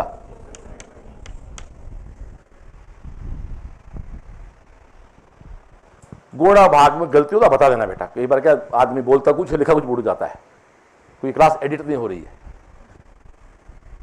मैंने क्यों कराया आपको? ये इसलिए कराया कि फिजिक्स बहुत छोटी है, ये तुम्हारी बायोलॉजी नहीं है कि जेनेटिक्स अलग है, इवोल्यूशन अलग है, मॉर्फोलॉजी अलग है, फिजियोलॉजी अलग है। यहां तो सब दुकान एक ही पूरी है। तो बातों बातों में अपने हीट को, अपने कंडक्शन पढ़ा दिया आपको। एक का नाम है थर्मल कंडक्शन और एक का नाम है इलेक्ट्रिक कंडक्शन। चलो जी वापस पॉइंट पे आ जाते हैं। तो हम आपको पढ़ा रहे थे सीरीज वाला और पैरेलल वाला। तो सीरीज की बात हो गई थी, पैरेलल की बात हो गई थी कि सीरीज में जब जुड़ जाते हैं और पैरेलल में जितने जोड़ते जाओ उतने आर की वैल्यू कम होती जाएगी। बोलो हाँ या ना? तो ये आपका सीरीज हो गया, पैरेलल हो गया, जी से ए हो गया, जी से वी हो गया, थर्मल कंडक्शन हो गया। ठीक है जी। अब अपन को वोल्ट मीटर एमीटर सबको जोड़ के एक ठीक सी छोटी सी प्रॉब्लम करते हैं। इसका जो उत्तर निकाल देगा बिना पेन चलाए। एक करंट का डिवीजन होता है, ये आ जाओ, करंट का डिवीजन, ये बहुत काम आता है। देखो मेरे तो पिछले भैया कई सालों से मैं देख रहा हूं, पेपर 30 साल से देख रहा हूं, कंडक्शन, ये कोई करंट है आई, इधर I1 करंट जाएगी और इधर I2 करंट जाएगी। फॉर्मूला तो अच्छा, फॉर्मूला कैसे बनता है उसकी बात भी कर लेते हैं, लंबा जो डेरिवेशन है उसके चक्कर नहीं पड़ेंगे। पर यदि आपको I1 निकालना है, ऊपर कौन आएगा रे? R2, बोलो हाँ या ना? R2 upon R1 multiply R1। और यदि I2 निकालना है तो नीचे को ऊपर कौन है? R1, बोलो हाँ या ना? लेकिन भाई साहब मेडिकल में मैं तो पिछले आज तक जो देखते आया हूं वो दो ही प्रकार के करंट के डिवीजन देखे मैंने। तो अब वो कौन साहब, वो दो तो याद कर पहले। ये आई है, इधर R ओम, इधर R ओम, तो इधर आधी चली जाएगी, इधर आधी, बोलो हाँ या ना? एक करंट है, उसके सामने दो रास्ते हैं, तो करंट का डिवीजन करो। कॉमन फॉर्मूला क्या है? I1 को निकालना है तो R2 पर आएगा, और I2 निकालना है, अब आपको साहब ऐसे 3 तार लगा दे तो फिर वो IT में आता है, मेडिकल नहीं आता, फिर तो IT तैयारी करना चाहिए। देखो मेडिकल में सीमा है क्वेश्चन के आने की, और जो सीमा बिगड़ जाती है तो कटो 520 आ जाती है ना? सीमा थोड़ी सी बिगड़ी थी 25 में ना, तो कटो 520 गिलास में लिया, पल्ले पड़ी बात। सुनो डियर, करंट डिवीजन, अब ये डिवीजन कैसे होता है ये साल भर पढ़ाया मेरे साथियों ने, कॉपियां भर रखी हैं आप लोगों ने, एग्जाम में वो कॉपियां नहीं काम आती हैं। आप कम से कम 6 कॉपी भरते हो फिजिक्स की, 6 केमिस्ट्री की, 10 बायोलॉजी की, 24 कॉपियां थोड़ी पढ़ोगे 3 मई की रात को, 2 मई की रात को, ये 20 रात को, वहां तो कॉन्सेप्ट ही काम आएंगे केवल। यदि एक स्टूडेंट को जुलाई के महीने में जितना समय एक टॉपिक को पढ़ने में लग रहा है, उतना ही समय उसको दिसंबर में लग रहा है, उतना ही उसको मार्च में लग रहा है, तो उस लड़के को केवल पढ़ना आता, वो स्टूडेंट सिलेक्शन नहीं है, वो पढ़ना जानता बस केवल। गुरुत्वाकर्षण पढ़ाने में आपको दिन लगते हैं 3, लेकिन मार्च के महीने में उसी गुरुत्वाकर्षण को 15 मिनट में रिवाइज करना पड़ता है। वो काम हम लोग कर रहे हैं, मार्च का मतलब एग्जाम से पहले। वही 4 घंटे में फिर दें गुरुत्वाकर्षण को, तो फिर जुलाई और मई में फर्क क्या रहा भाई? गलत तो नहीं कर रहा हूं कुछ? अब आ जाओ, अब एक करंट तो आधी आधी, और नॉर्मली क्यों सुनते हो सर? ज्यादातर बताओ दोस्तों करंट डिवाइड कैसे करता है? इधर R करेगा, इधर 2R करेगा। ये तेरा I है, ये R2R है, 1:2 है, तो 1:2 डिवाइड कर दो तो 1/3 और 2/3। कम में I, जहां R कम है वो I ज्यादा होगी। क्यों? क्यों? दोनों गुणा दो, बराबर करना है, तो इधर कम है ना, तो इधर तो जाएगी 2I/3 और इधर जाएगी। यदि ये तेरे को याद हो गया तो मैं विश्वास दिला सकता हूं कि करंट डिवीजन में इससे हार्ड क्वेश्चन नहीं आएगा। आएगा तो फिर कट ऑफ 492 आएगी। आप लोग एक कंपटीशन देने जा रहे हो जहां 700 नंबर पे भी SMS नहीं मिला था, और जहां 650 पे मोबाइल मिल गया लास्ट ईयर। हम बोर्ड की तैयारी नहीं कर रहे हैं कि 60% सबकी चाहिए। प्रतियोगिता परीक्षा है, चलती एग्जाम में 15 मिनट के बाद आपको यह पता लग जाना चाहिए कट ऑफ क्या रहेगी, तब तो आप स्टूडेंट हो। गांठ बांध लो, लाइव भी कह रहा हूं। 10 क्वेश्चन करो बायोलॉजी के, 5 क्वेश्चन करो फिजिक्स के, 5 करो केमिस्ट्री के, पहले 20 क्वेश्चन ये करो और ये आइडिया लगाओ कि कट ऑफ क्या जाएगी। ये होता तरीका सही क्लास का, नीट का एग्जाम का। 10 बायो करके छोड़ दो, 5 केमिस्ट्री छोड़ दो, 5 फिजिक्स कर छोड़ दो, आपको तुरंत आइडिया हो जाएगा पेपर का लेवल क्या है। हो गया करंट डिवीजन। ये करंट डिवीजन का सिंपल फॉर्मूला हो गया। या तो 1:1 में डिवाइड करेगा बेटा, या 2:3 में, या 1:2 में, 1:2 में। तो क्या होगा? या तो I/3, या बोलो बोलो भाई, या 2I/3। तो जिधर R कम है उधर धारा ज्यादा होगी, जिधर R अधिक है उधर धारा कम होगी, क्योंकि I और R का जो गुणा है वो तो बराबर रहेगा।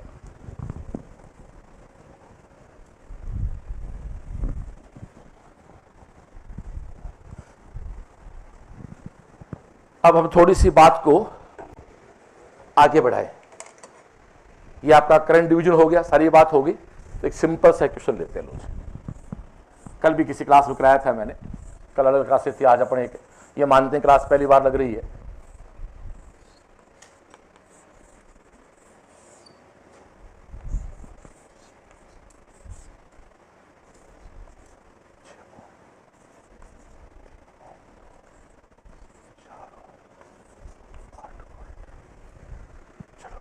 पेन नहीं चलाना, कोई लाइव देख रहा हो स्टूडेंट तो सबसे पहले तैयार हो, सब रेडी हो, बताओ आर कितना है,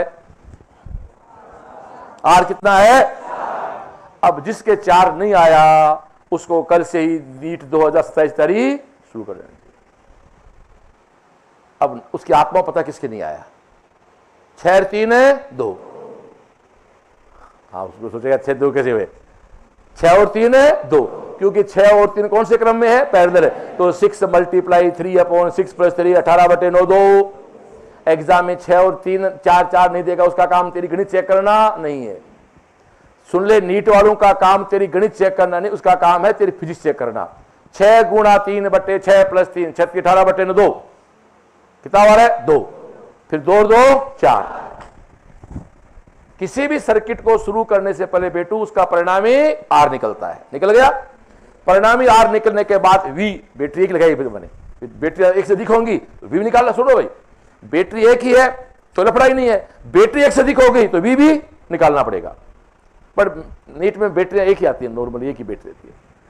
तो V = IR, I = V/R। V कितना 8, R कितना 2 4, धारा कितनी। अब थोड़ा ध्यान दे, अब ये धारा तेरी 2 एम्पियर है, इधर कितना है 3, इधर कितना है 6, इधर धारा दुगनी जाएगी। दुगनी मतलब कितनी जाएगी, इधर 2 × 2/3 जाएगी। बोलो बोलो इधर, और इधर क्या जाएगी रे 2 × 1/3। बोलो बोलो, तो इधर जाएगी 4/3 और इधर जाएगी 2/3। यहां कितने जाएगी रे, बोल बोल 2/3 है। तो V = I कितना हो गया रे, I कितना है 2/3, R कितना आ रहा है 6, कितना उत्तर आ गया 4 वोल्ट। तो यहां कितना आ गया 4 वोल्ट। ओ बीडू यहां 4 वोल्ट है, क्या होगा 4 वोल्ट, यहां 4 यहां भी 4 4 4 4, कुल कितना है 8 है, इसमें कितना आ गया 4 वोल्ट। इधर 2 दूनी 4। समझ ले पूरा, ये तेरे पल्ले पड़ गया तो नीट का सर्किट करके आ जाएगा। जेई की में गारंटी नहीं, जेई का तो है नहीं।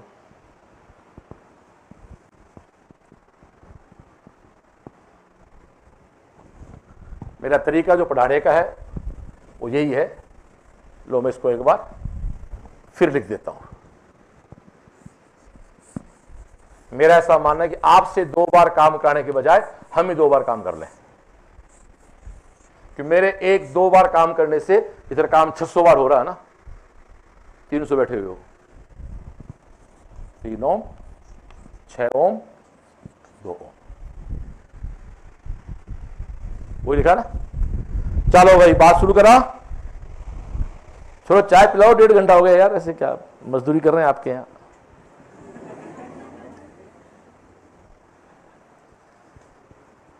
छह 3 है, इतना 6 और 3 है 2 और 2 V = I = 8/4, धारा 2। तो धारा 2 आई, तो यहां पर धारा कितनी है 2, तो इसके सिरों पे कितना आएगा रे 4 वोल्ट। अब ये 4 है, ये कुल 4 है, ये कॉमन सेंस की बात है, यहां भी 4 आएगा, यहां भी 4 आएगा। अब करंट कितनी 2, उसको डिवाइड करो 1:2 में, तो जिधर R ज्यादा है उधर तो उस 2 को मल्टीप्लाई कर दो 1/3 से, और जिधर कम है उसको मल्टीप्लाई कर दो 2/3 से। इधर करंट कितनी है 4/3, इधर कितनी है 2/3, 2/3 से कितना हो गया 4 वोल्ट। ये लो जी, क्या इससे ज्यादा कोई बात सर्किट में हो सकती है क्या महोदय? हो गया पूरा।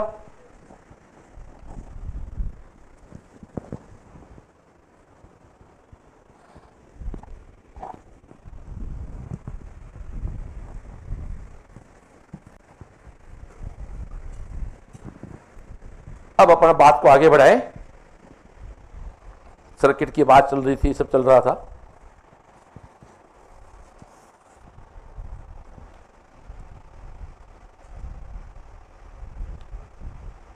एक चीज देखो, ये कोई वायर है, ठीक है ना, तो इस वायर का आर होता है ρL/A।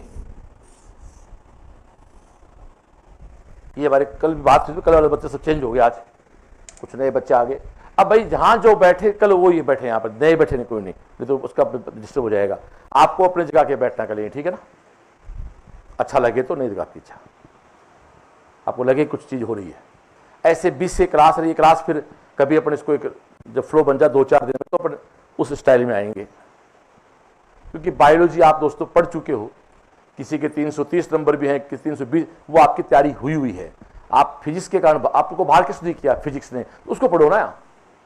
बायो तो आपको कर ली, तो अंदर से नहीं करवा रही है, वो सबके बराबर है, तो बाहर फिजिक्स कर रही है। और फिजिक्स में 50 नंबर आप सबके बढ़ जाए तो आप में से बहुत से बच्चे सिलेक्शन दौड़ में हो जाते हैं। और 50 का मतलब कि 10 तैयार करने, 10 तैयार कर लो, 10 में से 4-5 आपको आधे अधूरे आ रहे थे ना, और 2-4 आपने गलतियां कर दी। 10 क्वेश्चन आपको आ रहे थे, जिसके 90 नंबर है ना, वो 140 तक करके आ सकता था आराम। और 140 आपके आ जाए फिजिक्स में तो जोड़ कर लो अपना 600 पार कर रहा है, नहीं कर रहा है? कर रहा ना सबका, करीब करीब का। चलें आगे, किस बार आता है मेरे को? R = रो L/A। एक वायर है, अच्छा सबसे अच्छा, जो है बजरंगबली, खड़ा हो तो खड़ा हो जा। सबसे अच्छा कंडक्टर कौन होता है, चालक कौन होता है? आयरन होता है। बजा। सबसे बढ़िया चांदी होती है, पता ना? बेस्ट कंडक्टर कौन है? चांदी। वो चाहे थर्मल में हो चाहे इलेक्ट्रिक में, दोनों से बराबर है। यहां भी वो चांदी है, वहां भी चांदी है। सबसे बेस्ट कंडक्टर कौन है? चांदी। अब थोड़ा सा अपन इस पे आते हैं। R = रो L/A। चौक मंगाना, सफेद चौक हमारी दूसरी पसंद नहीं मेरे को। एक बात ध्यान सुनना कि किसी तार की लंबाई दुगनी कर दें, ओ बच्चे चलेगा? इंग्लिश मीडियम कॉमन चलेगा ना? हमने हिंदी पढ़ाया 20 साल, तो हमारे दिमाग से हिंदी ज्यादा रहता है। वायर की लेंथ डबल कर दें तो R क्या हो जाएगा? डबल। बोलो हाँ ना? इसमें एक फॉर्मूला और भी हो सकता है ना, हो सकता है, होना ही है। A क्या होता है? पाई R²। A तो एरिया है और R उसकी, सॉरी R छोटा नहीं तो ये अभी कंफ्यूज हो जाएगा। R क्या है? रेडियस। ध्यान चौक क्लास का। किसी वायर की लेंथ डबल कर दें तो R क्या हो जाएगा? डबल।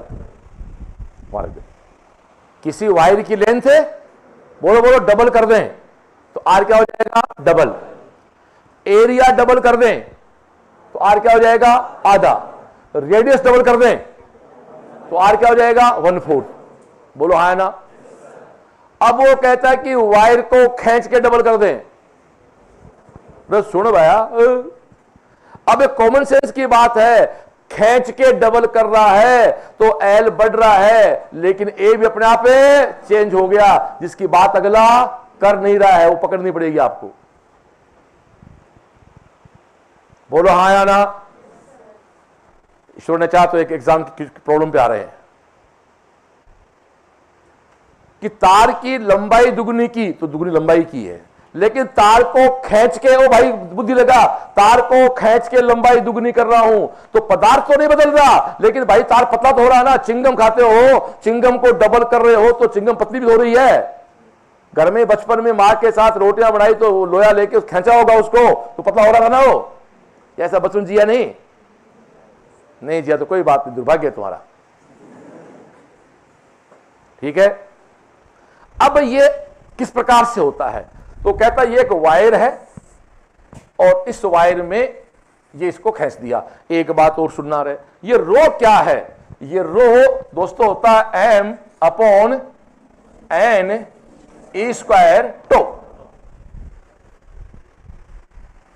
ये रो स्पेसिफिक रेजिस्टेंस है, विशिष्ट प्रतिरोध है, जो पदार्थ की प्रकृति पे डिपेंड करता है। अब टो क्या है इसमें? इधर उठ के जाना है। एक सिलेंडर में गैस भरी हुई है ना, सिलेंडर में जैसे गैस के मॉलिक्यूल गति करते हैं वैसे ही कंडक्टर में फ्री इलेक्ट्रॉन गति करते हैं। समझिए, अब कुछ समझ जाती हैं, भगवान देख लेगा तो महसूस करते हैं। भगवान देखा किसी ने आज तक? तो महसूस किया जाता है, हर चीज लिखी हुई नहीं होती है। गैस के सिलेंडर में जैसे गैस के अणु गति करते हैं वैसे ही कंडक्टर होता वही है जिसमें फ्री इलेक्ट्रॉन है, मूव करते हैं, और जिसमें नहीं है फ्री इलेक्ट्रॉन वो कौन हो गया? कुचालक हो गया। वो कौन हो गया? इंसुलेटर हो गया। अब दोस्तों जो गति करते हैं तो टक्कर होती है, टक्कर होती है तो दो टक्कर जो है, जो दो टक्कर है उनके बीच जो टाइम लगता है उस टाइम का नाम क्या है? Tau. Time between two collision, time between two collision. दो टक्करों के बीच, साथ में मेरे, दो टक्करों के बीच जो समय लगता है it called time of relaxation, टो कहते हैं इसको। अब यदि मैंने इसका बढ़ा दूं टेम्परेचर, गैस पे जाओ पहले, यदि मैं गैस का बढ़ाऊं टेम्परेचर, अणु जल्दी गति करेंगे, जल्दी गति करेंगे तो जल्दी टकराएंगे, और जल्दी टकराएंगे तो टाइम कम हो जाएगा। अब आप इस पे आ जाओ, गर्म करोगे तो जल्दी गति करेंगे, जल्दी गति करेंगे तो जल्दी टकराएंगे, और टो कम हो जाएगा। और दोस्तों टो कम हो जाएगा तो रो ज्यादा हो जाएगा, रो ज्यादा हो जाएगा तो आर भी ज्यादा हो जाएगा। तो इसका अल्फा क्या हो गया? पॉजिटिव। जबकि याद करो सेमी कंडक्टर में ये नेगेटिव होता है। तो कंडक्टर में क्या कहा कि कंडक्टर का जो आर है वो दो पे, मूल दो पे डिपेंड करता है। डिपेंड और पे भी करता है कई चीजों पे, लेकिन दो पे डिपेंड करता है मूल। किस पे? एक तो नेचर ऑफ मैटेरियल, और टू नेचर ऑफ मैटेरियल। अब कई कहते साहब इंप्योरिटी, तो इंप्योरिटी आते तो अपना नेचर बदल गया ना। कई कहते साहब अशुद्धि भी निर्भर करता है। अरे भाई अशुद्धि तो मैं खुद ही कह रहा हूं, मैं कह रहा हूं नेचर ऑफ मैटेरियल है, पदार्थ की प्रकृति है, तो अशुद्धि आ गई तो अपना पदार्थ की प्रकृति बदल गई। पदार्थ कहां रहा? आपने सोने में कोई तांबा मिला दिया तो सोना कहां रहा फिर वो? तो आर जो है वो डिपेंड करता है एक तो आपके नेचर ऑफ मटेरियल और एक उसके टेम्परेचर पे। और कैसे? कंडक्टर का टेम्परेचर बढ़ाओगे तो रो बढ़ेगा। क्यों? टेम्परेचर बढ़ाओगे तो जल्दी टक्कर होंगी, टक्कर जल्दी होंगी तो टो का मान कम होगा, और बेटू टो का मान कम होगा तो रो का मान ज्यादा होगा, रो का मान ज्यादा हो तो आर का मान ज्यादा होगा। बढ़ रहा सब अच्छा हो रहा, पॉजिटिव है, इसको अल्फा पॉजिटिव कहते हैं, जिसको बोलते हैं थर्मल कोएफिशिएंट, प्रतिरोध ताप गुणांक। हाँ या ना? तो कंडक्टर का अल्फा क्या होता है? पॉजिटिव। कंडक्टर का बढ़ाओ टेम्परेचर रो बढ़ता है, आर बढ़ता है। सेमीकंडक्टर में उल्टा होता है, बढ़ाओ टेम्परेचर आर घटता है, अल्फा नेगेटिव है। बोलो हाँ ना? इसलिए यदि आपसे कोई ऐसे प्रश्न पूछे थर्मल इफेक्ट का तो याद करो आर टी बराबर R01 plus minus alpha T. Plus तो किसके लिए है? कंडक्टर के लिए। माइनस किसके लिए है? सेमीकंडक्टर के लिए। बोलो कहां पहुंच गए? सेमीकंडक्टर पहुंच गए। शायद यही तो क्लास चाहते हो आप लोग, तो कॉपियां पढ़ी हैं, वापस आ जाओ। तो R equal to rho L upon A. सब हो गए? अब वो कहता तार की लंबाई को खींच के मैं n गुना कर दूं। कितना कर दूं? तो n को छोड़ो, मैं तार को खींच देता हूं, ठीक है डियर। तार को खींच के n गुना कर दूं तो इसका पहले R1 है, L1 है, A1 है, रो के पीछे 1 2 नहीं आएगा। क्यों नहीं आया? क्योंकि पदार्थ चेंज नहीं हुआ। होशियार बच्चों तुम तो यार। R2 L2 A2 और रो। बोलो हाँ या ना? एक तार है, पहले R1 L1 A1 रो है, और इसको मैंने इसकी दुकान को खींच के डिस्टर्ब किया, मैंने स्केच करके खींच के। R2 बदलेगा, लंबाई बदलेगी, कॉमन सेंस की बात है। उसी पदार्थ को लंबा करो तो पतला भी हो जाएगा, लेकिन रो चेंज है। तो अपना फंडा है जो बदलता उसके पीछे 1 2 लगाओ और समीकरण 1 में समीकरण 2 का भाग टिकाओ। ये सीखनी पड़ेगी मारवाड़ी। मारवाड़ी में दम है। जैसे आपसे मैं कहूं आपकी इतनी सामर्थ्य नहीं है, आप ऐसा नहीं कर सकते, तेरी औकात नहीं है, तो ऐसा नहीं कर सकते। फर्क है ना? हम तो इस सिद्धांत के लोग हैं। कोई आपसे कहे कि आपकी औकात नहीं है, आप ये डोली कूद सकते हैं। कई लोग क्या कहते हैं, साहब मेरे को डिप्रेस कर दिया। अरे भाई कूद के दिखा, अगर मुंह थप्पड़ मार दे यार, बात खत्म। और नहीं कूद पा रहा है तो अगर सच्ची बात कर, डिप्रेशन क्या बात है भाई? तेरा सिलेक्शन नहीं हो सकता। बॉस डिप्रेस, अरे भाई फर्स्ट रैंक लाके दिखा दे, मेरी क्या दिक्कत है यार, रिपे क्यों लाख दे दूंगा। तो क्या बात है भाई? आदमी को चाट चपट नहीं करनी चाहिए। या तो इतने योग्य हुओ कि लोग आपको फॉलो करें, और बुद्धि नहीं है तो किसी और को फॉलो करो। दुनिया में दो ही काम होते हैं, लीडर और फॉलोवर। या तो किसी को बनाओ अपनी बात, इतना सामान रखो दिमाग में, या तो आपको अगला सुने, नहीं किसी आप सुनो। आप इतने डॉक्टर बनो कि आपको सुने पेशेंट आएगा, वो आप हमें सुन लोगे तो वो भी दिन आ जाएंगे। गलत तो नहीं कह रहा हूं। इसलिए जिंदगी में नेगेटिव कुछ होता ही नहीं है, जिंदगी में नेगेटिव कुछ है, इससे पॉजिटिव है। हाँ डियर, तो आपका क्या बोला भाई, जो बदलता है उसके पीछे 1 2 लगाओ और समीकरण 1 में समीकरण 2 का भाग टिका दिया। अब एक बात और है, इसमें घनत्व भी चेंज है नहीं होगा, इसमें मास भी चेंज है नहीं होगा। बोलो हाँ या ना भाई। वही पदार्थ है तो डी क्यू चेंज होगा, वही पदार्थ है तो एम क्यू चेंज होगा। तार को मोटा पतला, उससे क्या होना है, मोटा पतला करने मास चेंज हो जाता है। तो एक फॉर्मूला यहां और काम लेना पड़ेगा अपने को। वो क्या तुम जानते हो, डी बराबर क्या आ रहा है, एम बाई वी। वी बराबर क्या है, एम बाई डी। एम क्या है, कांस्टेंट। डी क्या है, कांस्टेंट। तो इसका वॉल्यूम क्या होगा, कांस्टेंट। और वॉल्यूम तुम जानते हो क्या होता है, ए गुणा एल। तो आप कह सकते हो कि A1 L1 बराबर A2 L2, घटना से पहले और घटना के बाद। हाँ या ना। अब A1 L1 A2 L2 कहां से आया, उसकी मूल बात चला गया मैं। D equal to M by V, M constant, D कौन है, डेंसिटी बदलती है, एम कांस्टेंट, डी कांस्टेंट। तो जब 3 में 2 कांस्टेंट हो गए, तीसरा अपने आप ही कांस्टेंट हो गया। अब V क्या होता है, एरिया गुणा लंबाई। तो A1 L1 बराबर A2 L2, याद रखना बस, ठीक है। अब आ जाओ, अब आप समीकरण 1 बनाओ, रो L1 A1, सही कर रहा हूं भाई, रो L2 A2, 2 में 1 का भाग, एक ही बात, किसी भाग कोई फर्क नहीं पड़ता। R2 करना है ना, तो रो L2 A2 अपॉन A1 रो L1, सही क्या, ये देखना भाई, गलती नहीं है मेरे से कोई। अब आप रो से रो काट दो, अब मजबूरी बोर्ड खाली करना पड़ेगा क्योंकि उसका कैमरा नहीं है। अब आ जाओ, तो तेरा R2 बट्टे R1 इक्वल टू A1 बट्टा A2 गुणा L2 बट्टा L1। अब तेरे को A1 A2 का पता नहीं यहां पर, क्यों, A1 बट्टे A2 बराबर कौन है रे, L2 बाई L1। तेरे को L2 का पता है तो रिप्लेस कर दे इसको भाई, R2 बट्टे R1, A1 बट्टे A2 क्या होगा रे, L2 बट्टे L1 मल्टीप्लाई L2 बट्टे L1, R2 बट्टे R1 बराबर L2 बट्टे L1 का होल स्क्वायर। माना कि पहले लंबाई L थी, अब लंबाई माना आपने NL कर दी। कितना कर दी रे, NL। आपने लंबाई कितना बढ़ा दिया, N गुना, ठीक है डियर। तो यहां पर इस बात को करें तो R2 बट्टे R1, इसको यदि अपन RL कहें तो ये NL होगा, ये सब कट जाएगा। तो तेरे सामने R2 का मान क्या आ गया है, N स्क्वायर गुणा R1 आ गया। और एक फॉर्मूला और बन गया इसमें, R2 बट्टे R1 L2 बट्टे L1। तो एक संबंध ये भी बन गया इसमें, RL स्क्वायर के समानुपाती। बोलो हाँ या ना। RL स्क्वायर डायरेक्टली प्रोपोर्शनल है, या ये कह सकते हैं अपन दूसरा कि R2 equal to N square upon, sorry, N square multiply R1। हाँ या ना, बोलो बोलो। यदि किसी तार को खींच के लंबाई 3 गुना कर दी तो R कितना हो गया, 9 गुना। किसी तार की लंबाई 3 गुना की, R कितना गुना होगा, 3 गुना। तार की लंबाई खींच के 3 गुना की, R कितना होगा।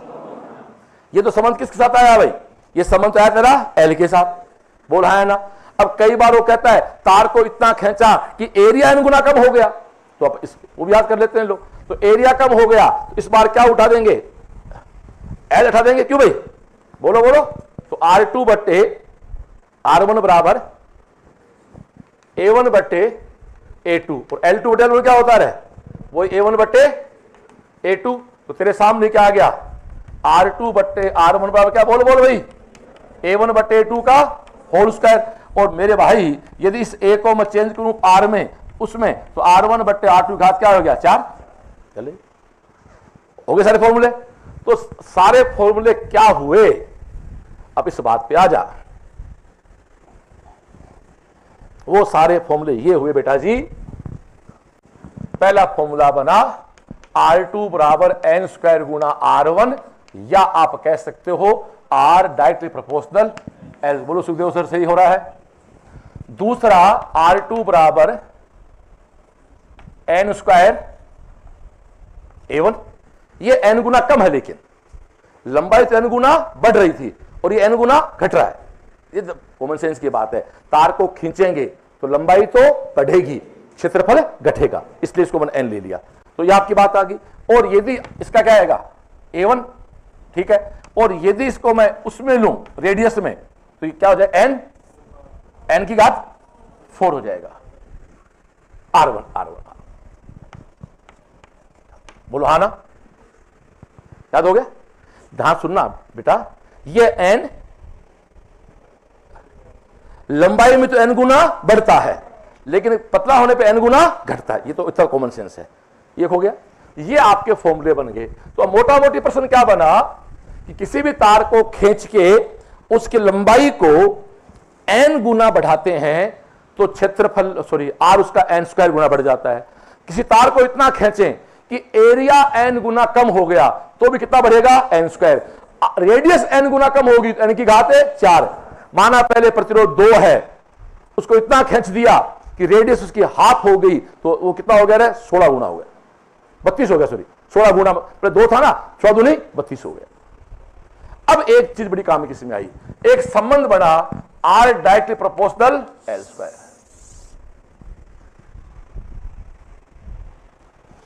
और ये फिजिक्स का मास्टर संबंध है भाई। कल परसों मैंने क्लासेज में कराया था, बट आज मैंने कहा ना कॉमन बच्चे बैठे और हमारी ये फर्स्ट क्लास है, सब लोग जुड़े हुए जो उनके लिए। दोस्तों एक रिलेशन है R L स्क्वायर के समानुपाती है। पता लग जाएगा कि क्लास में मन से कौन बैठा हुआ है। खड़े हो जाओ बच्चे, खड़े हो जाओ, क्या मौका मिल गया आपको खड़ा होने का, सौभाग्य आपका है। यदि किसी वायर की लंबाई में इसको ऐसे भी कर सकता हूं मैं, इसको L डायरेक्ट प्रोपोर्शनल रूट है ना, रूट कर दिया। यदि किसी वायर की लंबाई में 2% का इंक्रीज कर दूं तो R में कितना परसेंट इंक्रीज होगा? 4%। 4% गुणा 4। Thank you. तेरा स्कोर क्या नीट का है? 500। कितने नंबर थे फिजिक्स में है? जोर से बोलो बेटा, मौका कभी मिलता है, बैठो, जिंदगी मौका कभी मिलता है। दोस्तों L R स्क्वायर के समानुपाती है।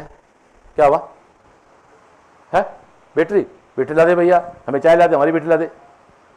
बोलो हाँ है ना।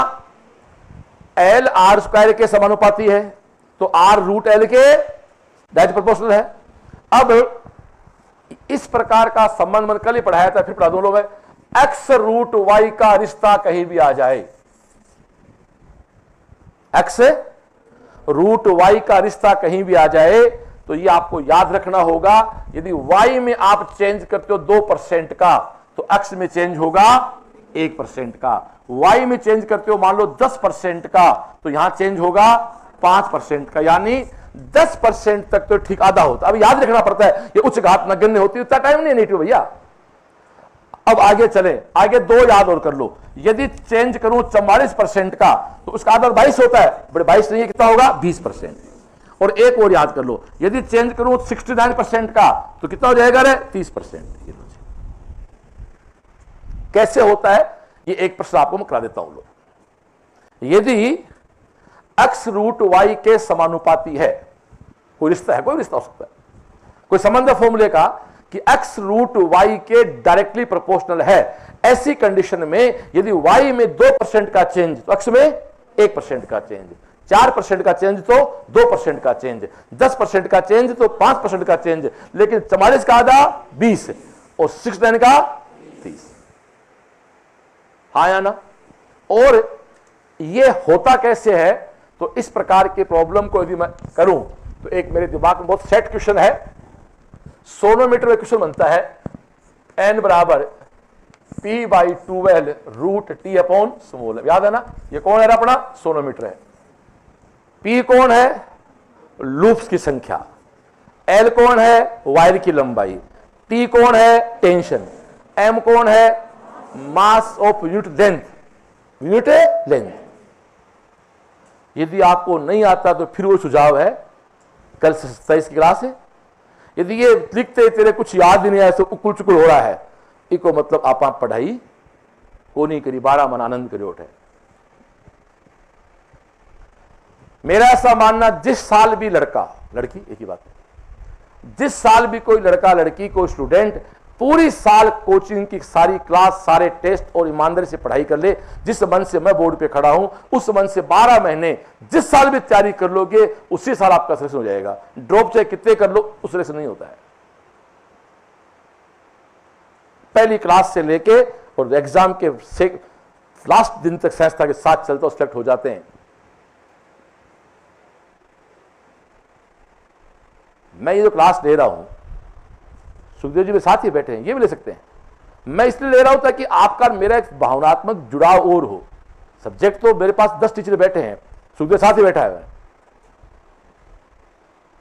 तो मेरे पास जो अपनी एक स्टाइल है शॉर्ट करने की और करने की, वो भी आप काम भी आ जाएगी आपके। और इस समय सब जरूरी सीखिए। तो एक्स वाई के साथ कोई संबंध, एक्स रूट वाई के समानुपाती है, तो ये n बराबर p/12 रूट t/m है। अब दोस्तों सोनोमीटर क्वेश्चन है, वो कहता है सोनोमीटर के तनाव में, क्या बोला? सोनोमीटर के तनाव में, टेंशन में 44% का इंक्रीमेंट कर दें तो बताओ फ्रीक्वेंसी में कितना इंक्रीमेंट होगा। ये निकाल दूं आपको एक बार, लो थोड़ा सा कैसे आता है, सुन लो एक बार। यदि वैसे याद हो गया आपको कि एक्स रूट वाई के समानुपाती है, कितना होशियार बच्चे देखो, कितना, कौन कहता आप डफर हो, कौन कहता फिजिक्स नहीं आती आपको, आप तो यूं बोल जैसे कैफ और कबूतर, खैफ और खरगोश बोलते हैं। इस प्रकार के प्रश्न में मेरा वही फंडा काम आएगा जो बदलता उसके पीछे 1 2 लगाओ और 1 में 2 का भाग लगाओ, नहीं भाग टिकाओ, लगाओ मजा नहीं आता है, भाग टिकाओ। तू 2 रोटी खा ले, तू 2 टिका ले, फर्क है। तू 2 रोटी खा ले, इसका मतलब भूख लगी हुई है, तेरा पेट भर गया, 2 और टिका ले। टिकाना अलग से होता है, खाना तो भूख के लिए है, टिकाना कहीं बनता है क्या, सब्जी बढ़िया 2 टिका लेते हैं यार, होता है ना, होता। या घर पे कई बार जैसे अमरस बन गया, कुछ और बन गया तो 2 टिका लेते हैं। खाना भूख के लिए है, टिकाना सामर्थ्य से बाहर है। तो थकने तक पढ़ना तो ज्ञान प्राप्ति के लिए है, और थकने के बाद पढ़ना सिलेक्शन के लिए है। सारे पढ़ते हैं वो, तो कोई बात नहीं। चला, तो जो बदलता उसके पीछे 1 2 लगाओ, 1 में 2 का भाग है टिकाओ, तो और 1 में 2 का भाग लगाओ टिकाओगे तो सीधा सीधा फंडा क्या बन जाएगा रे, n2/n1 बराबर t2/t1। क्या सीधा कर दूं ऐसा? इतना ये सब कट जाएंगे, बोलो हाँ है ना, ये सब कट जाएंगे। क्यों कट जाएंगे? तो जो अगला चेंज नहीं कर रहा। अब बेटा जी इस प्रकार के प्रश्न स्टार्ट हमेशा 100 से किया करो। माना t1 का मान 100 है, बोल भिड़ू t कितना? 144। बस राजी राजी बोल। तो n2/n1 बराबर 144/100, 12 4400, 12/10 1.2। तो दोस्तों n2 का मान आ गया 1.2 n1। ये 100 से शुरू किया, वापस 100 कर ले तो 120% हो गया। तो स्टार्ट कहां से हुआ था रे? 100% से। तो वृद्धि कितनी हो गई? 20% की। बोलो उत्तर आ गया। पर आपको तो जरूरत नहीं थी, आप तो ऐसे टका के आगे इसको 44 का मतलब है 20। बात होगी परसेंटेज की, तार को खींच दिया अपन ने।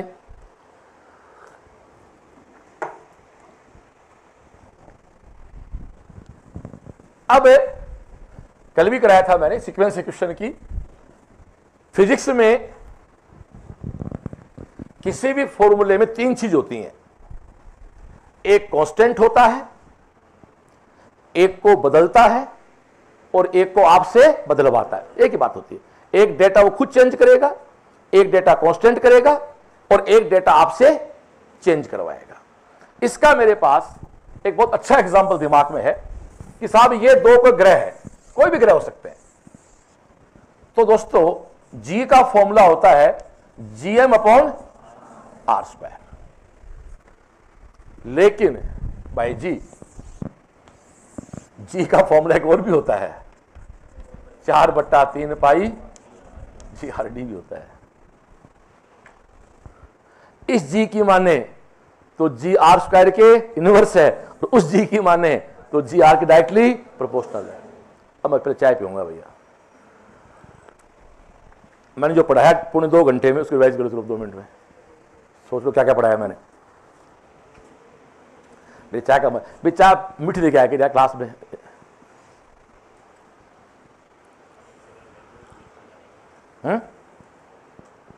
मीठी लेके आया, फिर नहीं पी जाएगी आप। एनर्जी खूब लॉस हो गई, कैलोरी खूब लॉस हो गई इसमें अपने आप ही।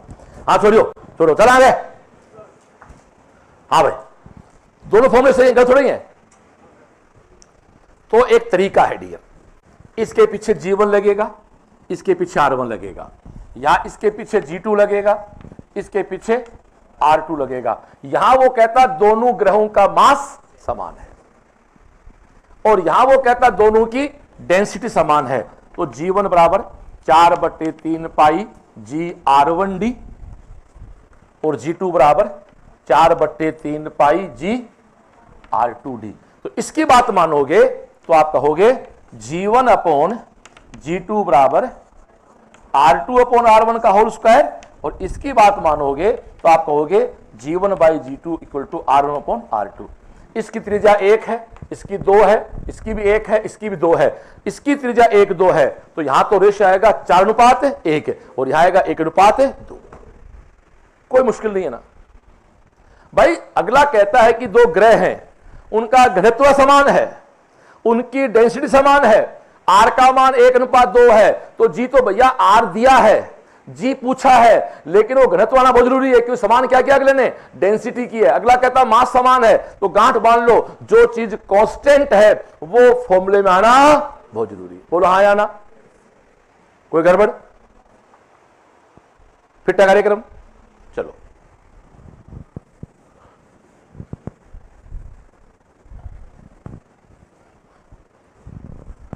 अब हम थोड़ा सा आपको लेके चलते हैं, वेक्टर पे ले चलते हैं, ठीक है ना। वेक्टर पे जाने से पहले एक चीज दिमाग में और आगे मेरे,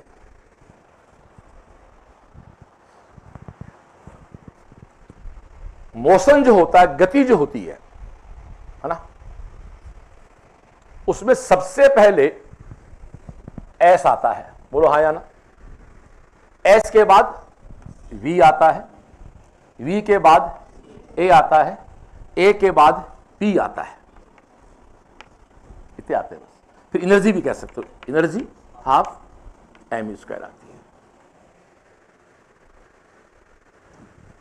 है। ये तो इनको छोड़ दो, एक बार आप 3 की बात करो। ये 1D में भी आता है, ये SHM में भी आता है, और ये वेव में भी आता है। अब दोस्तों एस दिया हुआ है, ठीक है, V जो है वो ds/dt होता है, A जो है वो dv/dt होता है, या d²s/dt² होता है। सीधी सी बात है।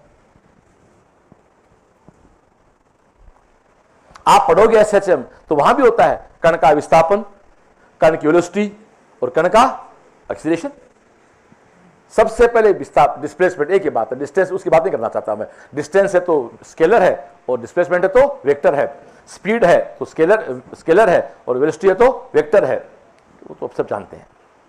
अपन सिंपल बात कर रहे हैं कि आपको अगले ने मीटर दे दिया, मीटर का पर सेकंड कर दोगे तो क्या जाएगी, वेलोसिटी। एक बार और कर दो क्या जाएगी, यानी एक बार कर दो डिफरेंशिएशन तो वेलोसिटी होगी।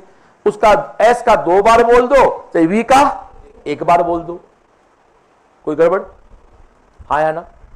ये आपके सामने एस क्रम से SVA आ गया, ठीक है ना।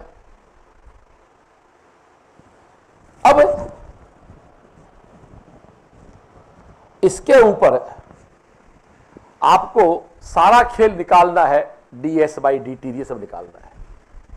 एक प्रश्न देखा था मैंने आज सुबह, में गाइड चेक कर रहा था, एक अच्छा क्वेश्चन है जो इसका जोरदार 96 नंबर पेज पे है, आई थिंक, हाँ बिल्कुल वही है।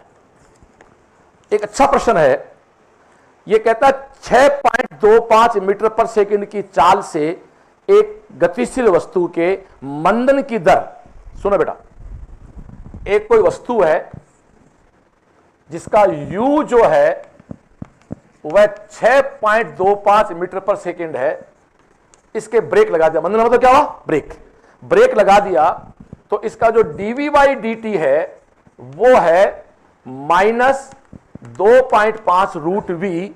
तो बताओ ये गाड़ी कब रुकेगी? अब ये फिजिक्स समझ जाओ आप, अभी की सुनो मारवाड़ी। क्या भाई जी गाड़ी चाल है एक को तो वेग है, बोलो ना, 6 ब्रेक टिका दिए, ब्रेक कितना है 0.255 रूट वी।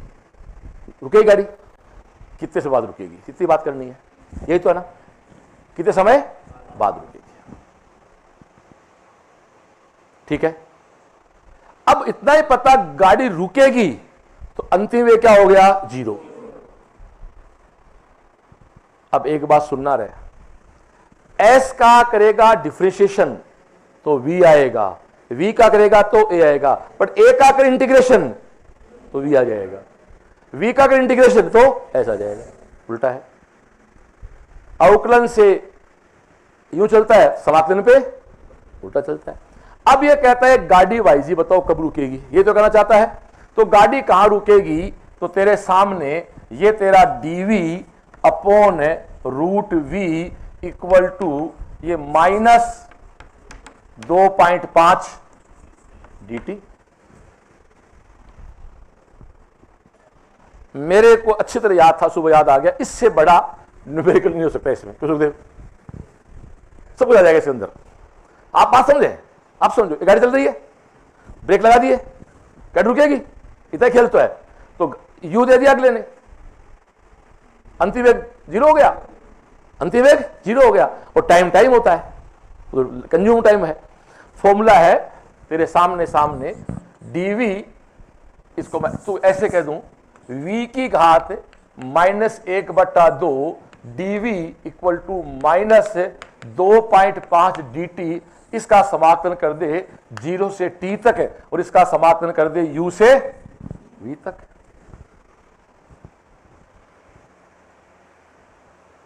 क्यों भाई? समय तो जहां से ब्रेक लगे वहीं से काउंट करेगा भाई।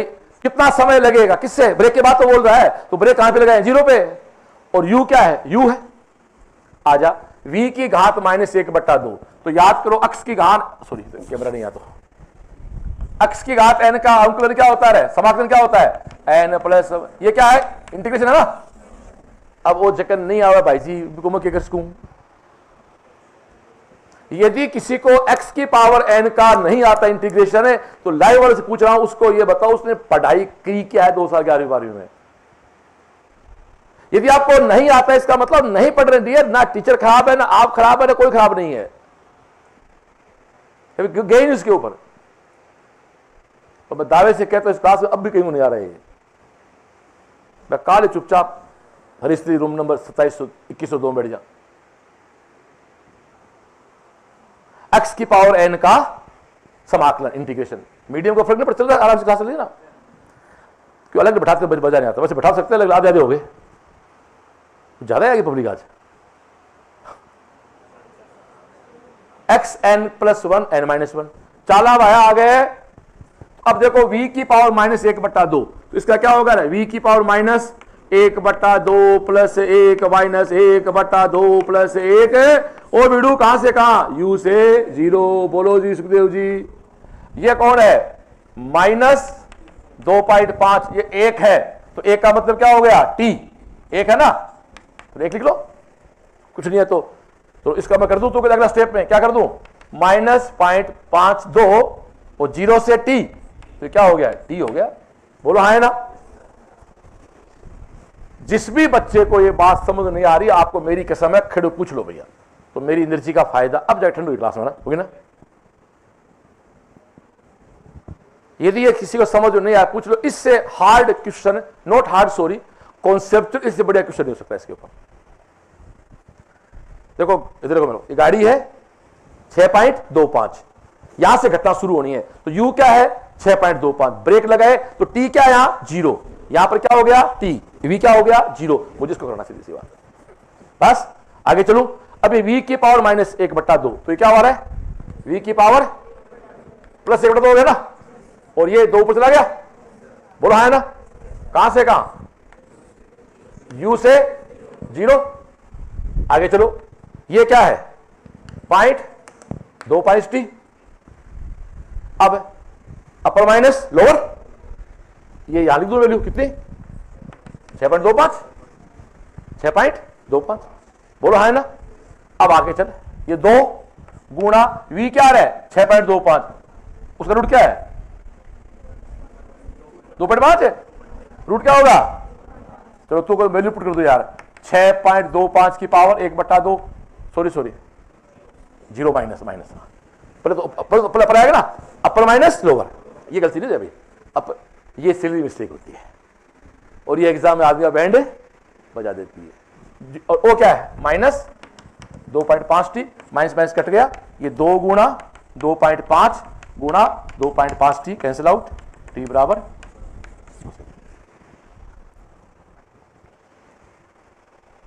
आ गया।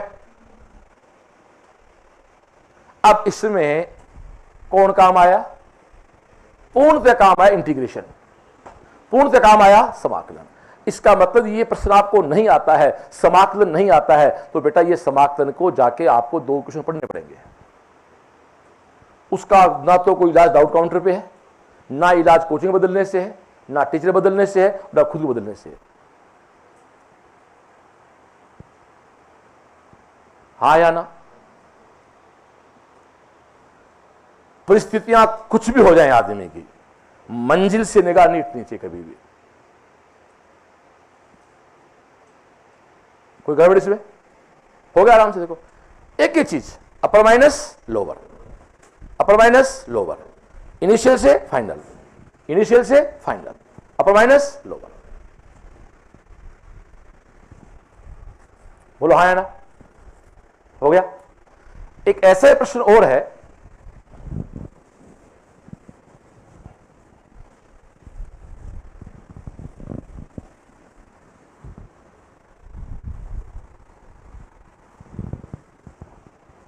वो कहता है, डेटा देख तो याद आएगा मेरे को, ये कोई एक बस है और पीछे कोई स्कूटर वाला है। मैं देख रहा था सुबह, एक कोई बस है, आगे कोई स्कूटर वाला चल रहा है, इसको पकड़ने में इसके कई कई अलग अलग तरीके के लोग करते हैं। मैं इसको एक सिंपल सा एक लॉजिक आपको देता हूं, क्वेश्चन की एग्जैक्ट लैंग्वेज मुझे मिल जाए तो इजी हो जाएगा। बस यार 1000 मीटर 1 किलोमीटर आगे थी, ये रहा, कहाँ गई मोटर, कहाँ गई, जब मोटर कहाँ गायब हो गई,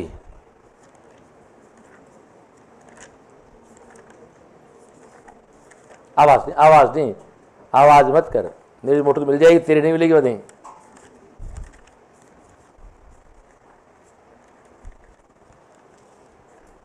गायब होगी मोटर तो यार, कोई बात। वो कहता है ये मोटर है, ये इस स्कूटर से 1000 मीटर आगे है और ये मोटर 10 मीटर प्रति सेकंड के वेग से चल रही है। ऐसा कुछ समझा। एक बस है, वो स्कूटर से 1000 मीटर आगे है, उसकी स्पीड 10 मीटर पर सेकंड है, ठीक है ना। इस स्कूटर का वेग समय, एक चीज दी होनी चाहिए इसमें यार, मिल गया। हाँ, एक बस सीधी सड़क पे 10 मीटर पर सेकंड के वेग से गति कर रही है। हाँ अच्छा हो गया।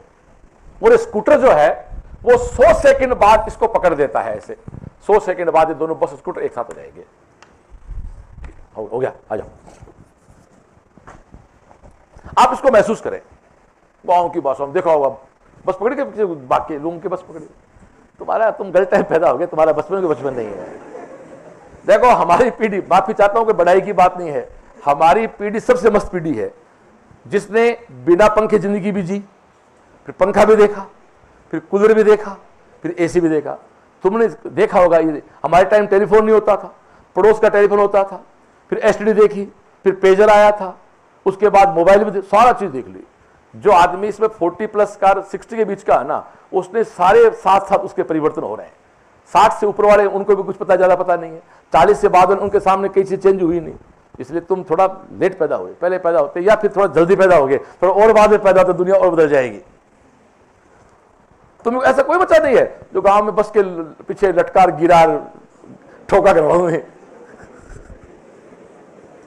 ठुका होगा, खुद ठुका होगा यार। दोनों पंगे होते थे, एक तो गिरने में लगती थी, एक घोड़े ठोकते थे। अब घोड़े की हिम्मत नहीं है। यह बहुत दुर्भाग्य। एक बात कहूं गहरी लाइव में कह रहा हूं, यदि आपकी गलती पे आपके माँ बाप आपको नहीं डांट रहे हैं तो सोचो कितने मजबूर हो गए हो। ये आपका अचीवमेंट नहीं, इट्स नॉट ए बोल्डनेस। आप गलती करके इसके बाद आपको बड़े डांट नहीं पा रहे हैं तो सोचो उस घर में कितनी मजबूरियां हो गई होंगी। वो घर कभी प्रगति नहीं करते। गलती है, आपको पता गलती की है, फिर भी एनीवे।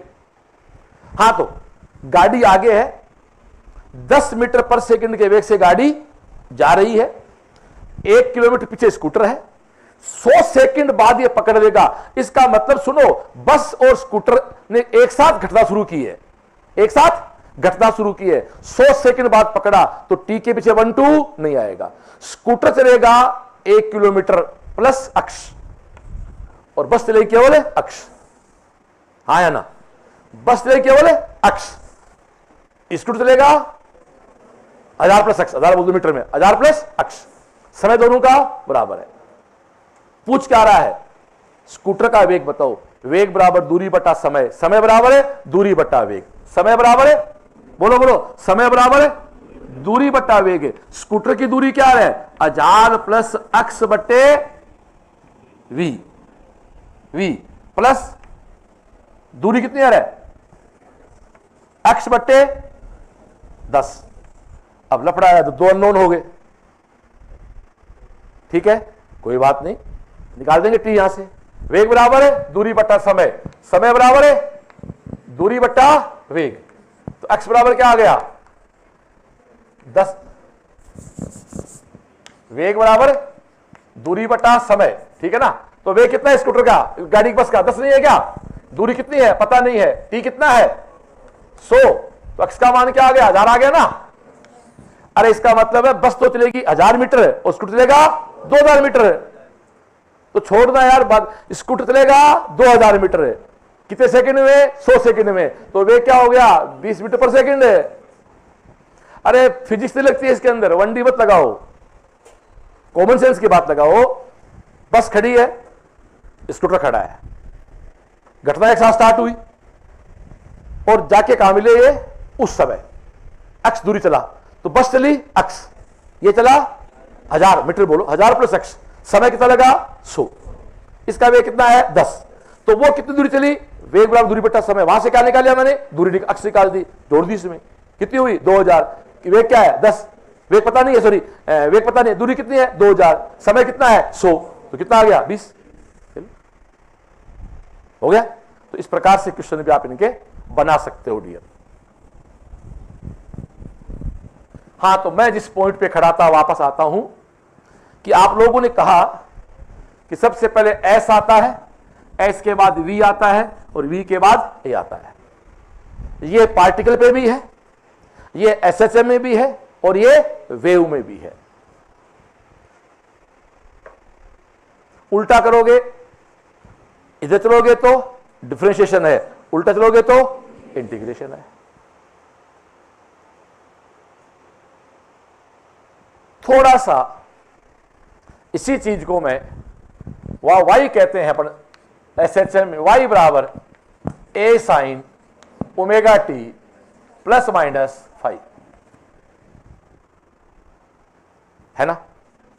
वाई बराबर A sine omega T plus minus 5, और इसी को मैं लेके जाऊं प्रोग्रेसिव वेव में, तो वाई बराबर A sine omega T plus minus K X और प्लस माइनस 5, वहां तो के भी आएगा 5 भी आएगा। ठीक है डियर।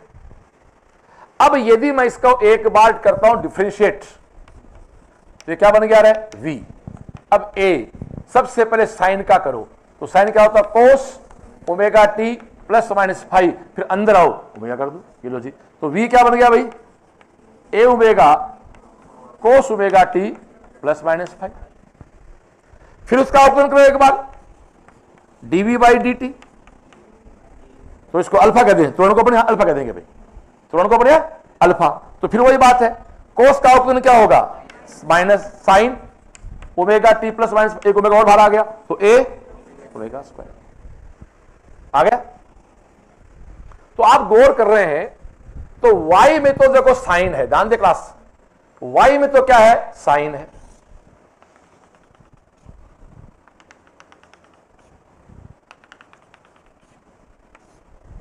बोलो भाई, y में तो क्या आ रहा है, साइन है, और वेग में क्या है, कोस है, तो कोस स्टार्ट कहां से होगा, यहां से हो जाएगा, हो गया, बोलो हाँ ना। और त्वरण में क्या है, माइनस है, तो ये y है, ये वेग है।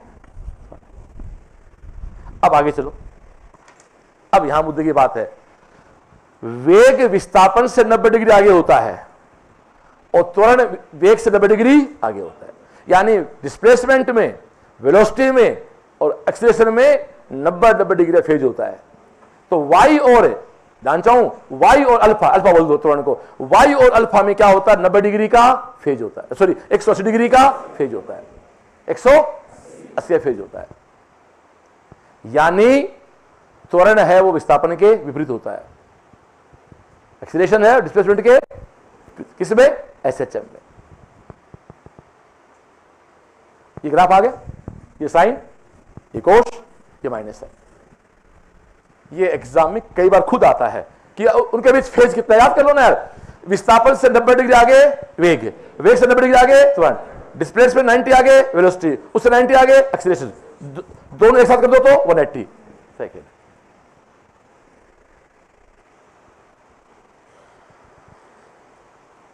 अब आप इसको यदि मैक्सिमम करना चाहो बाई चांस, कि मैक्सिमम क्या हो इसका, तो मैक्सिमम दोस्तों आप आ जाओ, ये तेरा v है, इसका मैक्सिमम क्या हो सकता है, एक हो सकता है भाई, तो v इक्वल टू क्या है, देखो देखो y का मैक्सिमम तो क्या है, a, v का क्या है, a ओमेगा, और अल्फा का क्या है, minus, this is v maximum, this is alpha maximum, this is y maximum. चलो जी, बोलो है ना,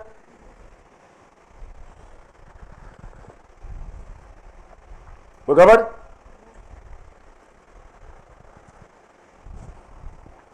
दो घंटे को पता चला।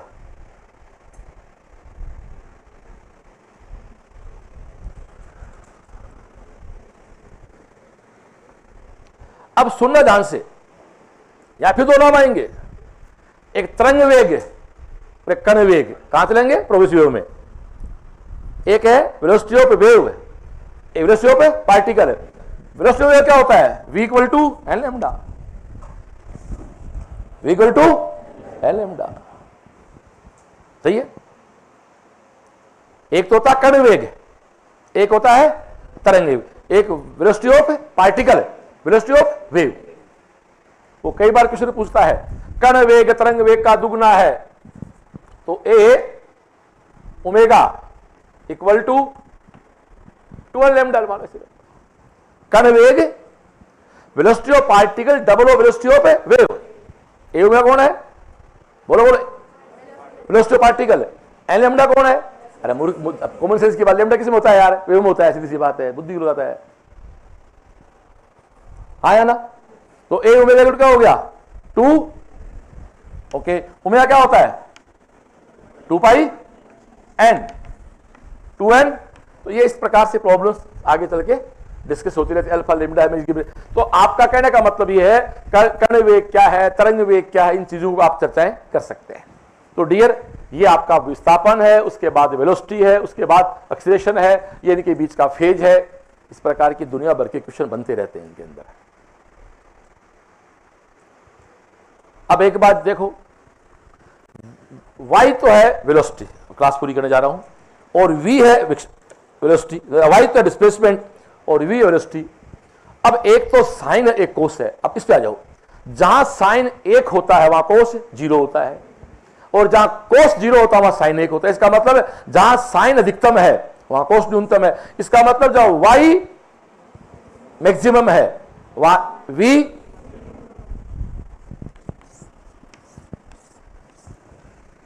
यहां y अधिकतम है तो वेलोसिटी 0 है, यहां y 0 है तो वेलोसिटी अधिकतम है।